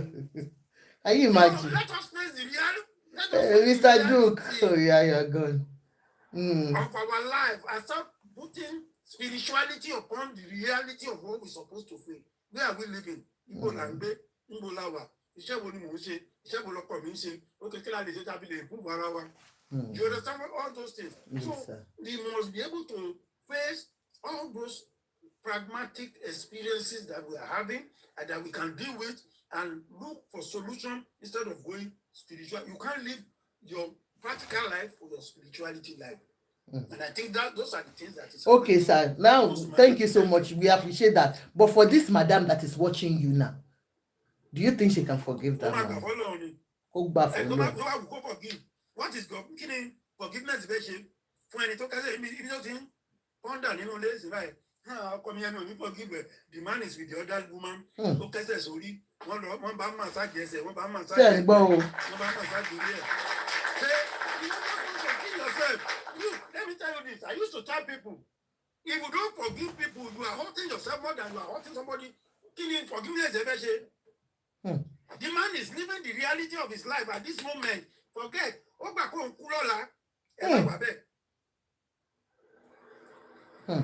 If you don't forgive people, you are hurting yourself. You are not hurting the other party. Ọ̀run ẹ̀gàn tó ẹ̀yin jẹ́ ìgbàgbọ́ nínú ọ̀run Àpáǹdì. ọ̀run ẹ̀gàn ò sure. So you will suffer in life and you will also suffer when you get to heaven. You will never enjoy your life when you don't forgive people. Everybody must learn to know how to forgive because you cannot survive effectively. You cannot even function effectively, efficiently when you have unforgiving spirit.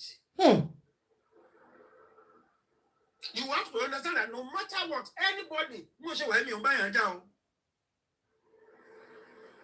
you understand? Yes, sir. Tí mo lọ fi ọlọ́pàá arrest mi dẹ́tà gba ojoojúmọ́ mo lọ lé o pẹ̀lẹ́ o aṣílẹ̀kùn fún mi màá jókòó mu àjọjọ discuss nǹkan tó bá yẹ ká discuss tó yẹ ọmọ wa we will do everything and we move on. I will never mo lè gbóúnjẹ jẹ lọ́wọ́ ẹ̀ òun náà lè gbóúnjẹ jẹ lọ́wọ́ mi. That's it. Àbí ìgbà tí mo sọ yẹ yín. Life after àwa la divorce. máa ń ṣera wa when you have an unforgiving spirit you are putting yourself in perdition and you are putting yourself in the dark places. When you don't forgive people, you consider to can here now. You got to have Elomia. I want to move to Peru. Elomia, anything come back here any event. I need to post me. No, run. What the buyer right I'm telling you. So somebody died because of you. Can you redeem that soul? Can you bring that thing back? Ẹlòmíì èpè ni a wá ṣépè fún máa yẹn á rò bóyá èpè tó ń ṣe ló mu àbí ìwọ náà dẹ̀ bí ọkùnrin ó dẹ̀ bí obìnrin ọmọ bíi jẹ́ ìwòdì máa dé torí ìyá kan náà ló bí ọkùnrin yẹn náà Bẹ́ẹ̀ni. wàhálà lé lórí ìyá kan ló bí obìnrin yẹn náà tó fẹ́ kó ṣòfò ní ṣòfò kó sọ́tọ̀ ọmọ yẹn náà bá dé stage yẹn nǹkan tí máa ń sọ fẹ́ni tó bá bẹ́ẹ̀ màá ní ṣe ò gbàdúrà kó bímọ tó tó mi báyìí tó dé lẹ́kùn tí mo dé yìí Kó sórí burúkú. tó bá ti gbàdúrà yóò yá ṣépè fún mi nígbà yẹn. Because you don't know you that cannot even control your own children, not to talk of a man. How do you want to control a man? A full-grown man. How do you want to control the direction of where things will go? When you cannot, even your own children talk to you about DLB or mother to be one. I just can't remember 16, 17 years. So I'm a wonder, because it's your multi-mobile to money. I mean, you know the one I'm talking to? I don't know, Elomia especially àwọn ará ìbò òyìnbó yìí ó jẹ́ ní mọ́. Ṣé àwọn ọmọ yẹn ṣáà tí ẹ lè bá wọn sọ̀rọ̀ bá ṣe ń ṣe ni. ọjọ́ tó bá wù wọ́n. Blomsy ni wọ́n ní kẹ́yìn náà má ṣe nǹkan èpè wọ́n ní kẹ́ má ṣe nǹkan èpè kọ́ má fi ṣe pè fún yín. ẹjẹ sọ̀rọ̀ ṣátìrí ẹjẹ tún sọ̀rọ̀ nǹkan èpè àti àṣẹ tá à ń sọ yìí let me tell you ṣátìrí ká tó kúrò lọ́rùn Ọlọ́run ti fún wa ní agbára. Hello. Ọlọ́run ti fún wa ní agbára everybody Ọlọ́run ti fún ní àṣẹ to use it in this life. The question you will now ask yourself is this: are you using it for good Blomsy, or thank you, using man. it for bad? Thank You, Blomsy. In case of difficult time, when things are because we also only in this world, there is going to be tribulation and from crisis. Starlight, can you mute ma or sir? Okay, thank you ma. Ìdísìn tó lọ́n ṣe fún wa ní agbára yìí ni pé tó bá di time tí nǹkan bá le, when you are walking in the valley of the shadow of death, you fear no one. You will fear no evil. Fear no evil is that he has given you the power to be able to go through that valley of the shadow of death, which is there for everybody. Only a marriage crisis ni valley of shadow of death. Ẹlòmíì ò lè jẹ́ pé ó fẹ́ gbàwé ní òyìnbó ni. Ẹlòmíì ò lè jẹ́ pé lórí ọmọ ni. Now, this is how and when the power that God gave to you is relevant.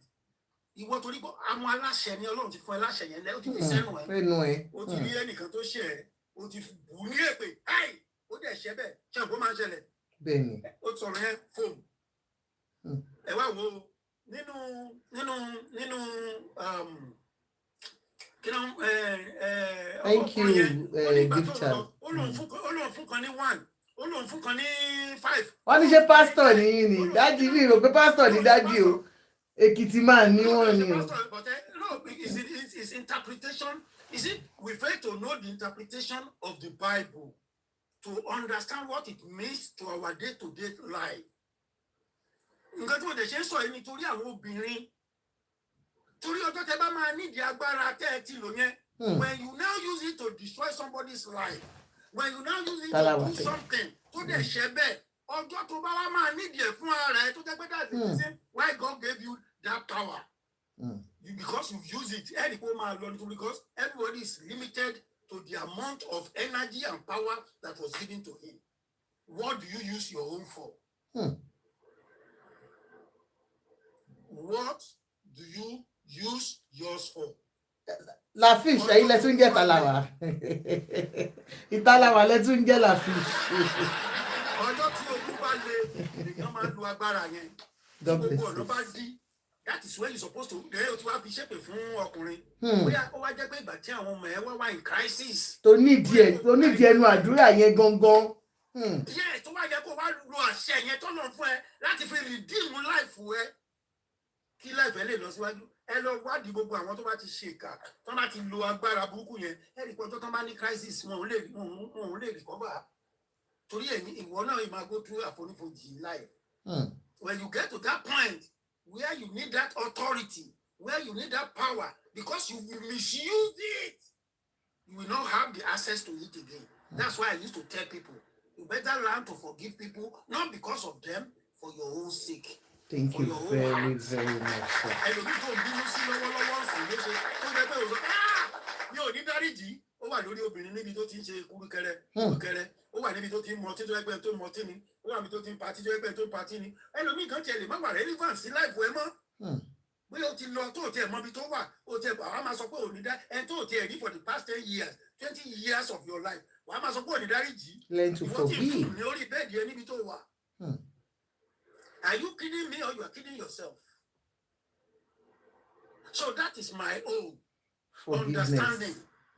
That's why we always tell you, you better forgive people so as to forgive. And do you want to forgive and you don't have padà sọ́dọ̀ Ọlọ́run. If you are a Christian, bàbá wa tí ń bẹ lọ́run, kábọ̀ forúkọ rẹ̀, ìjọba rẹ̀ dé, dárí ẹ̀ṣẹ̀ jù wá.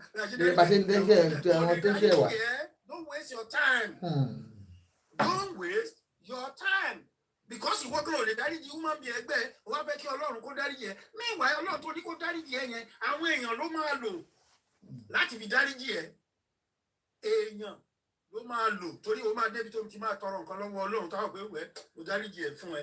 But ẹni tó fẹ́ lò fún ẹ yẹn tó bá rí pé ìwọ gan the spirit you have in you is unforgiving spirit. O máa wá revisit nǹkan tó ṣe àwọn abèrè lọ́wọ́ ẹ̀. So that is my Thank own you very much, sir. So understanding. And I know one or two people will take or will gain out of it. She's even taking out of it. She's here. And Timon sọ fún yín sir. Yeah, as on you cannot control that man's life. The choices he's making, you cannot control. But can you control your own choice? Yes, you can. Do you have power over what you can do or what you cannot do? Yes, you can. So that is what I will forgive. Torí àwọn ọmọ ẹni o. Okay? Wọ́n nítorí àwọn ọmọ wa ní o. Torí ọjọ́ tí àwọn ọmọ ẹni máa máa lọ ṣẹ̀, ìbájọkùnrin ìbájọbìnrin tó máa lọ ṣẹ̀ nínú ibikíbi tó bá lọ. So that àwọn náà lè rí ìdáríjì torí pé ìwọ náà dáríjì ọmọ ọlọ́mọ. kò sí bí ó ṣe lè dùn ẹ́ tó ta ni wọn ń ṣẹ̀ níbí yìí tó ẹgbẹ́ gbogbo àwọn tó ṣẹ̀ wá náà la lo fìyà àti agbára ta ní láti fi dín pẹ̀lú ẹ̀mẹ́yẹ àwọn èèyàn tó ti máa kú ẹ̀mẹ́yẹ ìgbà tí ìwọ gan ti ṣẹ̀yàn tó mọ̀ tó ti sọ̀rọ̀ èèyàn níbi tó ti bá tèèyàn jẹ́ ọ̀rọ̀ kẹ́lẹ́kẹ́lẹ́ tó ti bá tèèyàn jẹ́ tó ti sọ̀rọ̀ tí ò yẹ kó sọ nípa èèyàn tó ti sọ tó ti there are so many things we have done that somebody need to forgive us.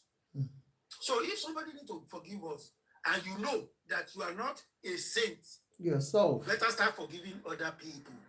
Thank you so much. Because somebody was writing here the other day, scammer. You are semi. Wọ́n ní you are sinning bóyá ọ̀nà ìṣe ṣé wọ́n ń ṣe blomsy ṣé pé ẹlẹ́ṣẹ̀ làwọn náà ni kí ló tún ṣe ó yẹ sọ àbí àwọn ni uncle Tosin tọpẹ. Okay ọ̀rẹ́ yín ni wọ́n okay àlú òpè because ẹ̀yin ọkùnrin tó láti lọ ń gba pátá kiri kó má lọ jẹ́ kó wọ́n ka yín mọ́ ìwọ tó gba pátá nìyí ọ̀pọ̀. So anyway, that's my submission. Thank you so much, sir. I really one or two things there. We've taken a lot from you that we, thank you so much for being part of us today. We really, really appreciate you, and we hope you always come back, to give us, words of advice for our mokekeke. Especially for we women, it's not easy. Sometimes, we are in our homes and we go through a lot, and you really want to hear from the man's perspective, what is it that I'm doing that, I'm not doing well as a woman. Ṣé o máa ní àwọn nǹkan mi àbí ọwọ́ mi mo fi ti ọmọkùnrin jáde ni àbí ó ní nǹkan kan tí mò ń ṣe mọ̀ àbí òun gangan ló ṣẹ̀ mí. Irú woman tó sọ̀rọ̀ yìí sìn, she said ní ìrọ̀lẹ́ tó ìbá mi sọ̀rọ̀ ó ní òun wò pé ó ní I don't know if I can forgive him. Ó ní I don't know within me like kí ọjọ́ kòkó gbogbo àtẹ̀yìnwá ẹ̀mọ́ àròkàn náà ló máa ń mú ẹ̀kún àìkùn tán àbí kí ló máa ń pè. ẹ jẹ́ sọ kí nìkan fún yín ṣé ẹ gbà pé ọmọ tó bá máa wáyé á wáyé ni nobody can disturb. Hello sir. ọmọ tó bá máa wáyé ayé tá a wà yìí kò sí nǹkan tẹ́lẹ̀ bọ́ọ̀dì lè ṣe ó máa wáyé ṣá ni báwo ló ṣe fẹ́ wáyé. ṣé èèyàn kan ló ṣàmà wá. One thing we don't understand is this. Nígbà tí Ọlọ́run bá sọ fún wa pé ká má ṣàgbèrè nígbà míì ó mọ̀ nǹkan tó ń ṣe. Because most likely a seed will come from that relationship. And if a seed is coming from that relationship, you cannot disturb what is going to happen to that child. Kò sí bó ṣe jẹ́ gbóná tó. Ọmọ yẹn á délé ayé ṣáá ni. Bí Pharaoh ṣé Pharaoh náà gbé àbí Pharaoh ni ìmọ̀ ìdánpẹ́ lónìí. Bó ṣe gbóná tó ètí náà pé ẹjọ́ ṣé Pharaoh ni àbí Pharaoh. Ẹ gbọ́ èyí tẹ mọ Bíbélì dáadáa ṣé Pharaoh ló ń pè ní àbí Pharaoh. Anyway, I The think floxing. àwọn èèyàn understand nǹkan tí mo sọ. Yes, sir. Bó ṣe le tó ń gbà yẹn tó fẹ́ pa Moses because God has destined Moses to be who is going to be in life. Gbogbo plan yẹn Ó fail. ó tọ́ ni o. So kò sí nǹkan tó o lè ṣe tí ọgbọ́n máa wáyé from another source fún ọkọ ẹ. Ó máa wá. Tó fẹ́ pààyàn ni you are looking at yourself as a killer, my dear. If you are now bitter towards the product or whatever. No, àǹtí yẹn sọ fún mi bí báyìí sí wọ́n ní kò tí ì bí wọ́n ní kò lóyún fọ́kọ àwọn ọkọ fẹ́ ni o kò lóyún gan ó kàn ṣáà fẹ́. That's okay. You cannot deny that man at that point as far as I'm concerned. Bàbá máa pé 60 àwọn náà máa pé 60 lọ́dún yìí Popsi máa pé 60 lọ́dún yìí. Wọ́n máa wà okay. Bàbá fẹ́ ìyàwó oyè ìyàwó òde ìyàwó pension. Kọ́ máa wà bíjà. Kọ́ máa wà bíjà. Wọ́n máa wà okay. Okay, sir. Wọ́n á dẹ̀ rí pé when they remove that bitterness and torí ẹni tó ti fẹ́ rìn síta tẹ́lẹ̀tẹ́lẹ̀. Tí wọ́n ń gbógun ti ṣe ìlú máa dó sínú ilé. Kò ní dó sínú ilé náà. Thank you so much, sir. Man will decide when to turn it's back. Not easy. It's not easy. I know. It's not easy. I know it's not easy. Nothing is easy. Ṣé gbogbo àwọn tí obìnrin náà ti jí ti ṣé ó easy fún wọn láti survive? Ó ṣe wà lọ́kùnrin náà ló wà lóbìnrin náà. So imagine it's only applicable to women alone. It's applicable to everybody. But then, do we have the capacity to deal with the trauma? Do we have the capacity? Can we do it? But we are made to do it. This is the time you can use one of the power that you have too. You can use it then. So, but in Shiloh, the time of this, you feel this crisis. You can now use that power and use it for yourself. Say, okay, at this point, this is motivate orita kò yé mi báyìí. Ọlọ́run ìṣẹ̀dá mi, orí mi. Bumsy. Báwo ni fẹ́ ṣe fún mi tí máa go through this period? And I believe she's going to go through the period. And I think this message this night is for her. Just forgive and forgive. I know it's not easy, but you need to help yourself and to help your children. God bless you, man. Thank you so much, sir. God bless you. Starlight or the Floxy, do you want to have anything to contribute to what we're talking about? Starlight. Good evening, ma'am. Yeah, good evening, ma'am. Happy good morning. Yeah. Yeah. Actually, I don't really know what the topic is. I just want to talk about what that has been said about forgiveness.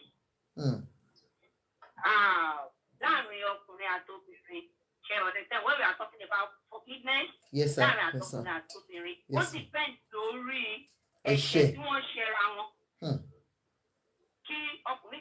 I want to forgive you. I want to forgive you. And my sister, I want you to understand one thing. We are all human. And the way that my Sarah, we have to check to understand. If I tell you, by chefing me, only my dream, only chef I know me, but the one who forgive. Like, people when you forgive. But by the time you sit down, you look at where you are coming from, and you are like, so do I even deserve this thing that this person is doing to me? Yeah, you understand? You might even have it in your mind that, you know what, let it go, I don't care. But when you sit down again, you think about it, and you're going, you know that you know you have to my opinion.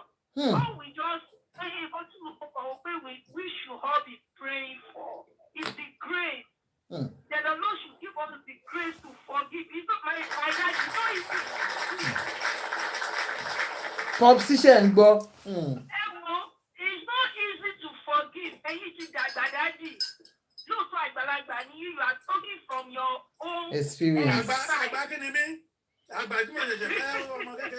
Wọ́n ní ṣáàgbà táwọn olè lábẹ́rẹ́ pa wọ́n ni. But what is going on in a relationship right now, it's very, very difficult. Like, so especially to our marriage, consulting will be like 10, 15. What they are going through in those marriage, so easy to forgive. It's just my own prayer is, all of my delay, and if there is one way or the other that is share our all of one of faith, that is forgive our. Amen. Thank you, Dr. B. Easy. When people do something wrong to you, especially somebody that you love dearly, especially people that you put all your trust on, although Bible says that might be but at the same time, this person is my friend. This is my people on my so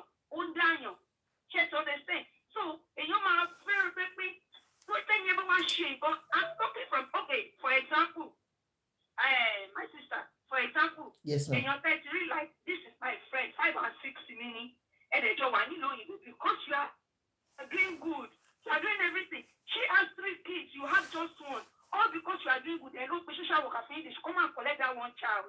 Are you going to forgive that person? Starlight, can I don't know where you're coming from that side. I talked about it a few days ago. Emma Bino. I'm a professional social worker here in the UK, and I would always say something. Me mo nkan tani yẹn fi pe social worker fún ẹni yẹn o bá ní ọmọ kan ṣoṣo lọ́wọ́ láyé àti ọ̀run. If I come there, if I feel the child is at risk of anything, ẹ má bínú kò sí bí ṣe lè close mọ́ ẹ o. Mi bá jẹ́ mo ti sọ fún ọmọ mi ìyàwó ọmọ mi rí wípé ìwà tóun àtọkọ ẹ̀ tó bá ti jà tó bá ṣe pé mo ní kálẹ̀ mi wà níbẹ̀ mo ní màá pe social worker wọ́n dẹ̀ máa gba àwọn ọmọ ẹ̀ lọ́wọ́ ẹ̀ mo ní ò ní ra àwọn ọmọ ẹ̀ mọ́ and it's true. It's not because that boy is my son or that girl is my daughter. I have to protect the child, the children in that relationship or with you. Ẹ lè ṣe mo pé lómi ó lè ní mental health issue kó má mọ̀. Mọ̀ mà Starlight. So ẹlòmíì gan àti rí ní UK yìí rí woman yẹn ó ti ní mental health. Àwọn social worker ló ní wàhálà yẹn dé ní eléni because wọ́n ti wọ́n fa àwọn ọmọ yẹn wọ́n ti kọ́kọ́ gba àwọn ọmọ lọ́wọ́ ẹ̀ wọ́n wá ló ti wà okay wọ́n bá àwọn ọmọ lẹ̀ fún.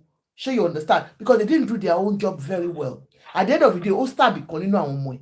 So irú nǹkan bẹ́ẹ̀ yẹn ṣe mọ̀ ọ̀rẹ́ tó pe ẹ má bínú màmú kò fẹ́ sáré kọ́ ṣe yẹn ọ̀rẹ́ tó pe social worker fún yín it might have been something tó bá pé kò ṣe pé ká yọ pé bóyá kà tó bá pé ó rí pé àwọn ọmọ yín wà at risk ó lè rí pé tọ́jú àwọn ọmọ ìtó bóyá yẹ kẹ́ tọ́jú wọn tó or anything so just go on ma mo kàn sáré bring yẹn out for anybody watching me safeguard children first. So reason the reason why I shift that in is because any year only ọmọ kan and they know how they take and ọ̀rẹ́ yẹn mọ̀ ìpè even kí ọ̀rẹ́ òun fẹ́ lọ sí just store ó máa mú ọmọ yẹn dání ó fẹ́ mú ọmọ yẹn lọ sí store tí ò bá mú ọmọ yẹn dání á lọ fi sọ́dọ̀ ọ̀rẹ́ yẹn gangan pé I can't leave my child even though in America New Jersey ọmọ 10 years ọmọ ti lè dá dúró sílé once they have phone everything they can stay ọmọ yẹn is over 10 years ọ̀rẹ́ yẹn sì máa mú ọmọ yẹn kúrò nílé pé no I don't know what can happen in the house the child will not be able to help herself ó máa mú lọ sọ́dọ̀ ọ̀rẹ́ yẹn now you don't know the reason why the ọ̀rẹ́ now call social workers on her friend all because that friend help her mother to mú wá sílùú òyìnbó pé ó fẹ́ fún wa máa ṣe nání.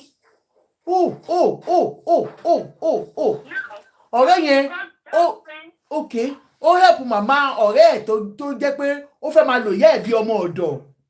bí ọmọ ọ̀dọ̀ tó màmá yẹn mọ̀ ta tó ṣe everything so that was like agbálagbà lẹ́nu yìí náà pé wà tó ṣe báyìí yẹn wá báyà yẹn get iṣẹ́ once the woman start working the woman start having money the woman get her own house back car everything kí ni yẹn wá ń bí ọmọ yẹn nínú pé so ẹ̀ tẹ́lẹ̀ fẹ́ sí máa ṣiṣẹ́ òun lọ gbà á so pé to her like nǹkan tó ń dùn mọ́ mi nínú pé òun tàjẹ́ náà ó tẹ́ ìmúná máa bá tiẹ̀ jẹ́ ìyẹn wickedness ńlá nìyẹn ìyẹn ò dáa. When social workers came in, they made the child with her mother wearing like homework, everything. Even it was the child that was telling the social worker lady, no, I love my mom, and they check everywhere, they see that so nothing is wrong. Okay, just have to be careful. No, it's the social worker that even let that lady. This is the number that call us. Wow. Ẹ gbọ́ dádì wa. Ṣé èèyàn lè forgive irú èèyàn yẹn? Tó bá yẹ pé irú social worker tó wà pé white ni wọ́n máa gba ọmọ yẹn lọ wọ́n máa náà máa bẹ̀rẹ̀ sí ṣe investigation. But because social worker tó wá dúdú ni. was black. Dúdú ni and òun fún ẹ̀ dẹ́ rí pé no the environment the child is living the life the child is living. Kò lè sáré gbọ́ mọ́. Go to playground at the basement go to everywhere go to school. That is wicked. That is wickedness. That is absolute wickedness nìyẹn. Ìyẹn yàtọ̀ wickedness nìyẹn. So that kind of a person, can you forgive that person? Daddy, can you forgive? Even though you might look at it, okay, you know what? Thank God they didn't take my child. Everything is fine.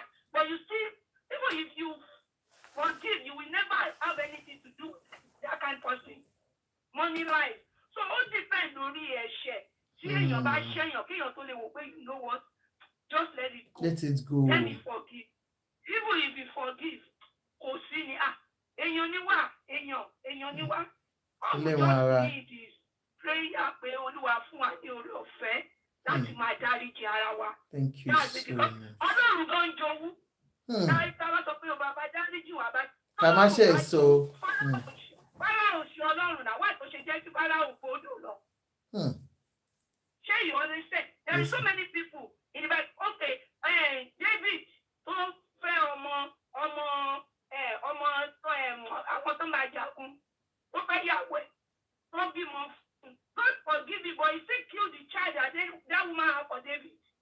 Blomsy wọ́n ẹni yẹn tó jọ gbà ìyá ìyẹn náà ní forgive pé ìyá tóun ń wá fẹ́ fi ṣọmọ ọ̀dọ̀ ìwọ náà gbà mọ́ òun lọ́wọ́ ìyẹn náà ní forgive you. So it's just. But the woman is still ready to go to her house to do everything. But wọ́n sọ pé wọ́n náà ti ẹ̀pọ̀ lamẹ́ríkà yín yẹn wọ́n náà wáyé máa ń ṣe nìyẹn lamẹ́ríkà gbé ìyá yín wá.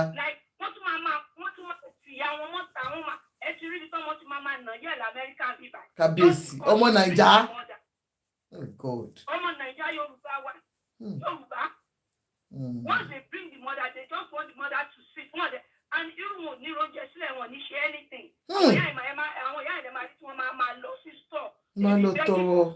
Wow.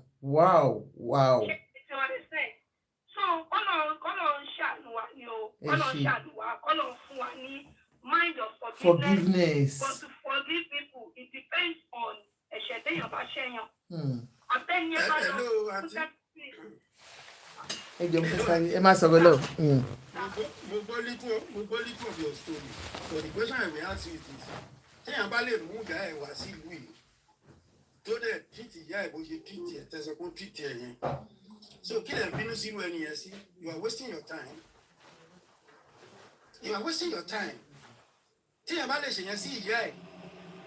Then why you go to Jalagata? Nothing kí ló fẹ́ ṣe sí ẹ tó yẹ kó gbà ẹ̀ lẹ́rù tó yẹ kó jọ ẹ lójú tó fi wá rò pé kò ní forgive ẹ̀. Ẹ tó yẹ pé kò ṣe nǹkan tó yẹ fún ìyá ẹ̀. So why you disturbing yourself? If people are wicked, the best you can do for them is to avoid them.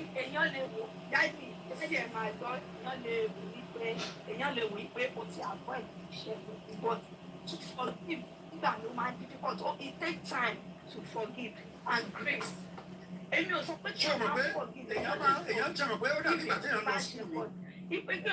tell you. Like that. Let me tell you this. Actually, forgiveness. Ó dàbí ìgbà téèyàn lọ school ni. Ó depend the class téèyàn bá wà. And you must strive to be at the higher ground. Okay? You can forgive anybody. Béèyàn alẹ́ ni tó ń pa ọmọ ẹ̀ gan-an ṣé kò forgive ẹni yẹn? You can't forgive now. It depends on your state of mind and where you are going and who you are yourself. To say anything you will forgive. If forgiving is difficult for you, go and check yourself by yourself for yourself. Because most likely you cannot even forgive yourself, even for the terrible mistakes you yourself have committed along the journey of your life. Hello. Hi. But the question is it easy? Is it easy? Already mo sọ yìí. And it's not easy. Mo gbà pé kò easy. That's why I said it takes grace. That's why it's sọ pé ó take grace. Because Ọlọ́run ràn gbogbo àwọn The question tó bá bẹ̀rẹ̀ lọ́wọ́ ẹ, can you even forgive yourself? Ṣé o bẹ́ẹ̀ lomi guilt nǹkan tó ṣe in life? No. O no affect your optimism. Mo ṣe ń bá yín sọ̀rọ̀ yìí. No. I can't forgive. Why would I forgive myself? I forgive people. So if you if you can forgive yourself, then it's going to be easy for you to forgive other people. So that's my own. Instead of me, you forgive. I would rather stay aside. Màá sá fún ẹ. Exactly. You can forgive people and avoid what. Exactly. That's what you are saying. People, it takes grace. Okay. That is not as easy as Daddy is telling us. That's what you are trying to say. Yeah, like so it takes grace. Or easy then can you come? Especially when we are talking about love. Okay, you want see, you want last one break it like one. Oh, break hearty. When the hearty are broken down. Yeah, love. Mistake. Okay. What is love? Because we have to understand. In love, we are infatuation, we are lost in country. We are enjoy feelings at that point. You don't love. What is love? What's love gotta do? Gotta do with it. Love is scary. Love is scary. Scary about what? Like Kí ni Jésù sọ nípa ìfẹ́?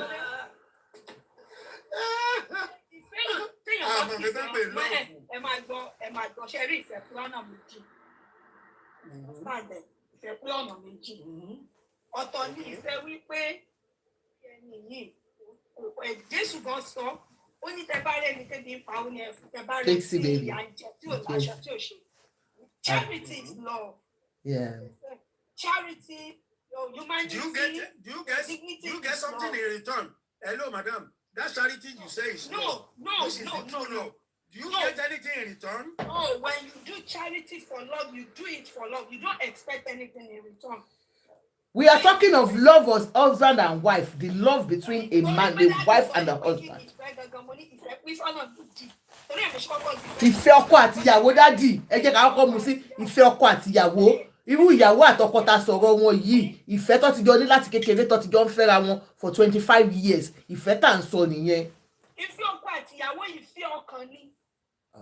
Mo gbẹ́kẹ̀ ilé ẹ, ìfẹ́ pé kó má dà ní. Ìfẹ́ wípé tó bá ṣàìsàn mo ṣàìsàn, tó bá jẹ mo jẹ. Á dà fún yín. Till death do us part. Ìfẹ́ wípé ìfẹ́ till death do us part ní ìfẹ́. Ó wá jẹ́ pé nígbà tí ẹni ẹ̀yin méjèèjì nífẹ̀ẹ́ ara yín, ìgbà tí ìyàwó sick ọkọ dúró tì, ìgbà tọ́kọ wá sick ìyàwó wá sá lọ. Is that what they call love? Ìfẹ́ kọ́ yẹn. Ìfẹ́ nìyẹn, ìfẹ́ ilé ìfẹ́ nìyẹn yẹn ò ṣe fẹ́. But tí ó bá dára táwọn méjì jọ tura wọn mú, nígbà tí ò dára táwọn méjì jọra wọn mú, that's what they call love. Ṣé ti understand? Now èmi tí ẹni tó wá dúró ti àkọ́kọ́ nígbà tí ò ṣe. Ìgbà tó wá rí bákan fún kejì wọ́n wá sá lọ. Ṣé wá rò pé tó dúró yẹn máa sáré forgive ẹ tó sá lọ ni?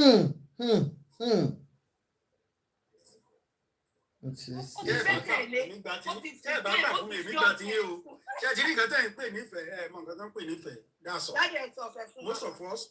No, mi ò mọ̀, èmi gan ò mọ̀. Mo ń wá kiri ní nǹkan tá ń pè nífẹ̀ẹ́. Ẹ wá kiri, Ọlọ́run á jẹ́ ìpàdé ẹ̀. Do you know the reason? You see, everybody have reason why you are staying with your husband, where you are staying with your wife.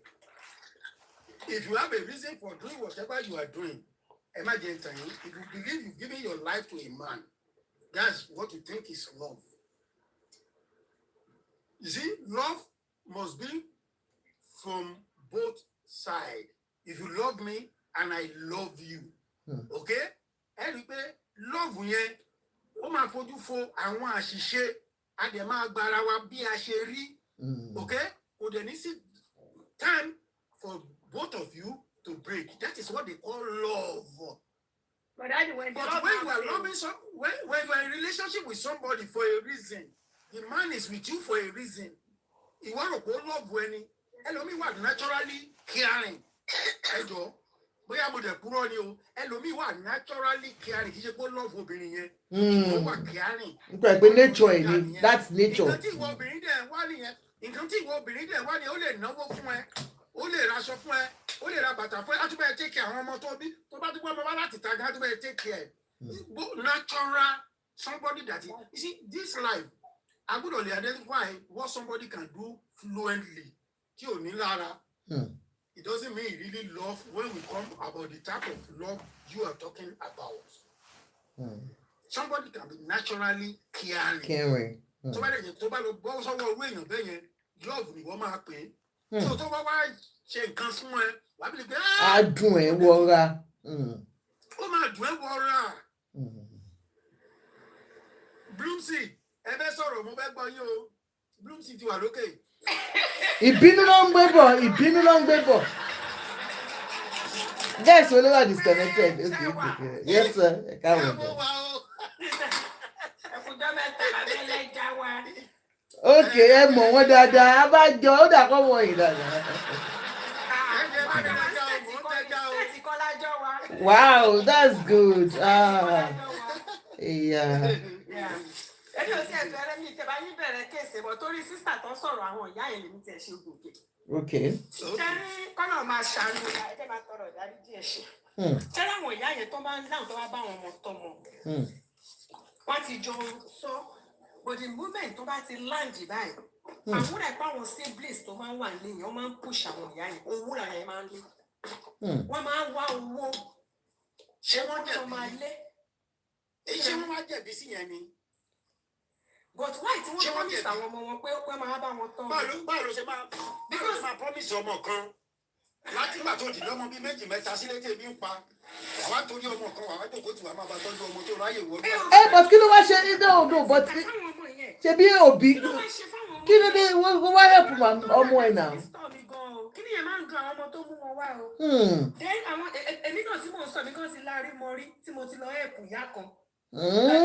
tí mo tó máa explain ọ̀rọ̀ fún mi báyà pàtẹ́ mi gbọ́dọ̀ àwọn ọlọ́mọ ẹ̀kẹ́yàn ṣòro ṣe. Kábíyèsí o. Ṣé understand because owó táwọn tí níyẹn bá ń fún wọn kò ń tẹ́ wọn lọ́rùn. Táwọn ọmọ wọn bá ń fún wọn. Yes, most of àwọn ìyá yẹn dẹ̀kẹ̀rẹ́ wọ́n máa rí kí wọ́n máa ti rí pé ọmọ tó wá bá bóyá ń gbélé ńlá ń ṣe bóyá máa ń rò pé ó ti gbélé ọ̀fẹ́ bóyá àwọn ọmọ nǹkan tó ń pè bíis. So to them táwọn wọn bá ti lọ bí iṣẹ́ wọ́n fẹ́ kí káwọn àwọn tó wà nílẹ̀ kó máa gbọ́ bùkátà àwọn tó wà ní Nàìjíríà kó gbé gbogbo ìwọ̀n rẹ̀ mọ̀ pé ẹrù máa wọ̀ wọ́n. Àwọn ìyá yẹn náà ń gbà mí kó máa rò kó tó wá. Irú sẹ́ẹ̀tì àwa ń sìn báyìí ọmọ mi ò lè bímọ kò ń ṣe ìpè fẹ́ lọ́bọ̀ ọmọ kan tó mú lọ kí ni. Ọmọ kan lè fi mí ṣe bébí síta. Ọmọ kan lè fi mí ṣe bébí síta tó lè gbọ́ wá kiri báyìí máa mú wọn ti ń bẹ́ kiri lọ wọ́n fẹ́ já fèsì nínú wọ́n fẹ́ fún àwọn olùkọ́ wọn wá kó wọn. Ó sọ̀rọ̀ ní ẹwà àtẹ̀jọ́ kẹrẹ́rìn. Ó tọ́ ni ẹ̀pá náà ẹ̀ débi ó yé mi bí ṣe ń fẹ́ràn mi rẹ́rìn ó yé mi. Àkọ́mọ̀kọ́mọ̀ gbẹ́kẹ̀lé ní ìsìn pé òun fẹ́ bímọ òun ti rí bébí síta ó tọ̀lé ajá ìlà ìníyànjú àti bá wa kì. Tó bá yẹ kó ilé òun máa ní já ṣe fídíò kọ̀ Ọlọ́run ti bá wa ṣe ti gbé òun gbélé wa lọ́wọ́ ìgbélé wa lọ́wọ́. Mo máa ṣe fídíò kọ̀ máa fi hàn ní. So àbọ̀rọ̀ lọ́ọ̀dọ́ wọn àbọ̀rọ̀ lọ tẹ́. Tí mi bá ti nífẹ̀ẹ́ tẹ́kì ní débẹ̀ bí àwọn ìyá wa yẹn tó máa ń bọ̀ tó máa ń promise heaven and earth báyìí náà ẹlòmíì ọmọ mi àti lọ gbaṣẹ́ láì lédè tó sọ fún òun náà ti lọ gbaṣẹ́. Tọkùn ẹ ti balẹ̀ pé màmá mi máa wà bí a máa tọ́ àwọn ọmọ fún mi. Ẹ ṣe kí ni ìyá lọ chọ́ọ̀chì fún àwọn agbòròdú church àwọn náà bá yà wáṣẹ́ wọ́n gbà yà lọ́wọ́ ẹ̀ ọmọ ẹ̀ ó bá ń dààmú káàkiri ló bá ń dààmú ló ń dààmú àdéhùn ó lọ gba nani tí ìyá ẹ̀dẹ̀ wà ń lù. Bẹ́ẹ̀ nígbà tó ṣe calculation lówó tóun fún nani gbogbo tówó tóun ná lè yá òun lórí. Òkè kí lẹ fẹ́ sọ sínú kéèsì yẹn. Kò dáa àwọn yẹn bá tó máa ti dé ó yẹ kó jọ máa ní agreement. Kójọ máa ní agreement lókè tẹ bá ń bọ̀ ọmọ máa san yẹn báyìí fún yín àbí yẹn báyìí káwọn yá yẹn wọ́n máa ń ṣòkì yàn ni pẹ̀lú àwọn ọmọ wọn tó kù. Kí ló ṣe àwọn tó kù tí wọn ò lọ ṣiṣẹ́? Ok nítorí ẹ̀ mo ṣe gùn kẹrin ẹ má bínú torí story táwọn ẹ̀dọ́ ẹ̀ sọ fún mi èmi wá gbé sọ. Nǹkan tó fẹ́ sọ ọ́n bẹ̀ yẹn ni pé ṣé ti rí ara nǹkan tó ń cause problem nínú marriage tí àwa èèyàn understand yìí kò sẹ́ni tó máa débi tójú ẹ̀ fi máa là tẹ́ máa fẹ́ pé dúró sí bó ṣe wà tẹ́lẹ̀tẹ́lẹ̀ don't let us deceive ourselves.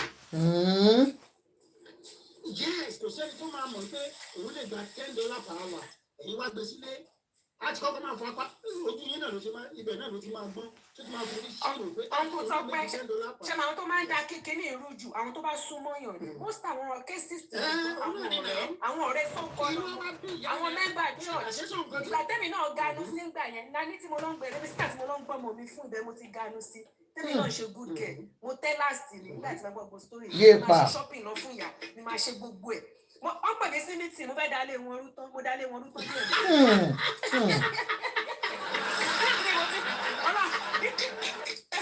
Can you imagine? Ara tèmi ò balẹ̀ mo ti bẹ̀rẹ̀ sí fún ìyàwó ọmọ ní attitude mo ti fún ìyàwó ọmọ ní attitude mo ti bẹ̀rẹ̀ sí èmi ẹ̀dẹ̀ kúkú mi ara tèmi ò balẹ̀ ká ní pé mo lọ jẹ́ wọn tó ń pretend tó ń báyàn ṣe tó ń wọlé wọ̀de èèyàn ní mákàndá lérú ni níbi tí mo ti ń ṣáájú máa ṣe shopping lọ fún ìyá ní bìbà máa raṣọ fún ìyá máa ṣe gbogbo ìjọ tí ìyàwó ọmọ máa mú mi wálé ọkọ gan ọmọ màmá gan wọ́n tún wọ́n ń bára kà èyí tẹ́ ṣe bí iná ó ti fẹ́ dá lérú kábíyèsí o can you imagine. Màá wá láti ilé mi public sílé ìyá ojú tíyá lè fẹsẹ̀ rìn èmi á fà má drive láti Snellville wá sí Lawrenceville bá tọ́pẹ́ màá lọ gbé ìyá lọ Publix irú oore wèrè wo nìyẹn oore wèrè àwọn ìgbà mi àwọn ìyá yẹn onísọ lẹ́nu ni wọ́n experience tèmi lèmi sọ yẹn èmi náà ti ṣe eré ọlọ́mọ ẹ̀jẹ̀ ṣe mo rè bẹ́ẹ̀ yẹn so forgiveness in marriage and in anything like we say wọ́n ní yẹn ni key for ẹ̀yin ìyàwó tẹ̀ ń wùwà for that particular woman I know it's not easy for you, and you have heard what they have said. The Floxy, do you want to say anything? Any other person to first of talking to, just conclude? Àǹtí Àjọkẹ́ má bínú, kí ló ṣẹlẹ̀ sí ìyá yẹn? Ṣé ọkọ wọn lọ fẹ́ yàwó? Yes, ṣe gbọ́ tí kíní alágbo sísí alágbo kan tó ń pè lórí Facebook. Mo gbọ́ yẹn. So exactly. Ẹ máa gbọ́ exactly nǹkan tó ṣẹlẹ̀ gangan sí lady yìí nìyẹn. Woman yìí, she's in her 50s and wọ́n ti lọ́mọ ṣé mẹ́ta bí mẹ́rin ló láwọn ti ní. Ọkọ máa pé 60 lọ́dún yìí. November ló lọ́kọ máa pé 60. Ó ní so bí òun kàn ṣe gbọ́ nìyẹn. Ó ní nǹkan kan sọ fóun ni pé pé ẹ̀rẹ̀ sọ fún wa pé ọkọ yìí ti máa rí. Kò ń ṣe tó ń lo social media bẹ́yẹn. So apparently wọ́n níyàwó tuntun. Ó kàn post gbogbo sẹ̀rẹ̀rẹ̀ and number one, ìwọ tó jẹ́ second wife. Ọkọ ìyàwó ilé gan mọ̀ pé èèyàn kankan exist. O dẹ̀ ti gbé màá yẹn, o ti gbé sí gbogbo ayé. She understand. Mario Orlando, thank you so much. So o ti gbé màá yẹn sí gbogbo ayé. So woman yẹn so she felt so betrayed pé nǹkan tí ṣe mọ̀. Second wife mo máa ń gbé kinní yẹn sórí, but to me ibi tójú làdé nìsín kò yẹ kóbìnrin jẹ́ kẹ́nìtìn bá wọn lójijì. Ká má jẹ́ kẹ́nìtìn bá wa lójijì. Mo ṣe máa ń sọ fún yàn tóbìnrin bá ti níṣẹ́ lọ́wọ́ gbogbo wọn gbọ́kọ ní ọ̀kan gbọ́kọ ẹgbẹ́ kan lọ kò káyé mi. Owó ni kókó tèmi tèmi bá ti rówó mi ràn yàn. Èyí láìkí owó ti yín. Èyí láìkí owó wọ́n gbówó lẹ̀ wọ́n gbókó lẹ̀ màá mówó kí n tó mú kó. So gbogbo yẹn kò káyé tèmi. Tẹ́lí tóbìnrin ò bá gbogbo àṣẹ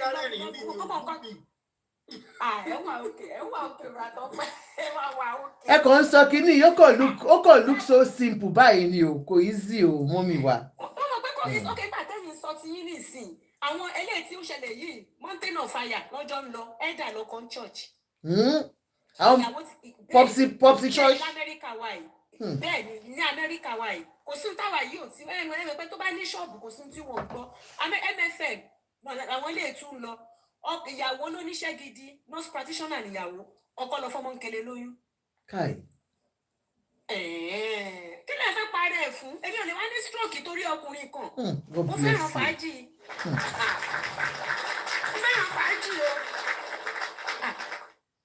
Ọlọ́pàá máa ní pé kọ́nà máa kéèyàn rí ni tó bá ti dé èèyàn á gbà fọ́nà ìyá fi tẹlòmíì náà ṣe example èèyàn á dẹ̀ move on. Èmi ò gbàdúrà ẹ̀ kí ló ẹ̀ ṣe mí. Ẹ káàárọ̀ di Floxy.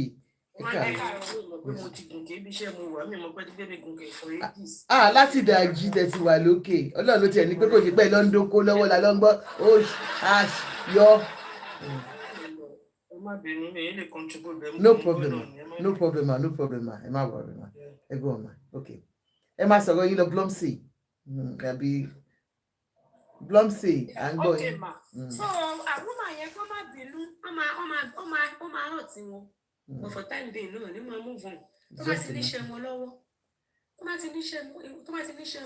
kó get busy. Kò sí pé kò ní dùn wọ́n yẹn kò sí ìkọ̀tà ok tó bá dùn wọ́n kí ló fẹ́ ṣe sí kò sí solution ọkọ ti fẹ́ ó ti fẹ́ nìyẹn kí ló fẹ́ ṣe the only thing ni pé kán wá nǹkan tó make wọn wà happy. Then kó move on pẹ̀lú àwọn ọmọ wọn kó make ara wọn happy kán travel. Káwọn náà ṣayé àwọn obìnrin kan lè sọ́dọ̀ tí sọ́ọ̀sì pé tọkùnrin bá ṣe bẹ́ẹ̀ fún àwọn náà lọ ṣe. Àwọn máa kọ́ wá sórí program wájọ kan ó ní tó bá jáde lẹ́nu òun náà jáde níjẹ́ kejì ó ní àbólórí bú abẹ́yà wèrè ni. Ó sọ bí ó dẹ́ ohun fọ́tò ẹ̀ wà ń bẹ̀ ó dàbẹ́ ya wèrè ni ó lọ́kọ̀ òun wà ń bẹ̀ ohun mọ̀ọ́kọ́ tóun sọ wà á lọ dóbo èmi náà dóko ó ń ṣe èrè. Gbani ló bá tán Mọ́mísí Zainab ní yes. Only what are you talking about? Àjọ wà ń lo ìbò ni àjọ ń ṣiṣẹ́ ni òun kó wọlé mi náà mú wọlé. Àǹtí Àjọkẹ́ tẹ́lẹ̀ ò bá tiẹ̀ ló kó máa dún àfojúdi. Ok ló bá tán. Kótó fún mi ní stroke èmi wá fún ní heart attack. Ló bá tán. Màá fún ní heart attack tí mi bá tiẹ̀ ṣe máa dún àfojúdi. Èmi gbọ́ àfàyè sùn. So mọ́mí wa ẹ má bínú ẹ má gbà fọ́nà náà ni tó bá yẹ pé tẹ bá níṣẹ́ yín ẹ gbájúmọ́ ṣe. Wọ́n ti ń taṣọ lẹ́kọ̀ọ́ ni wọ́n wà òkè. Ẹ wo ẹ fi sí apá wọn. Wọ́n ní kẹ́yẹ kí ni wọ́n ní wàá fi sí apá wọn.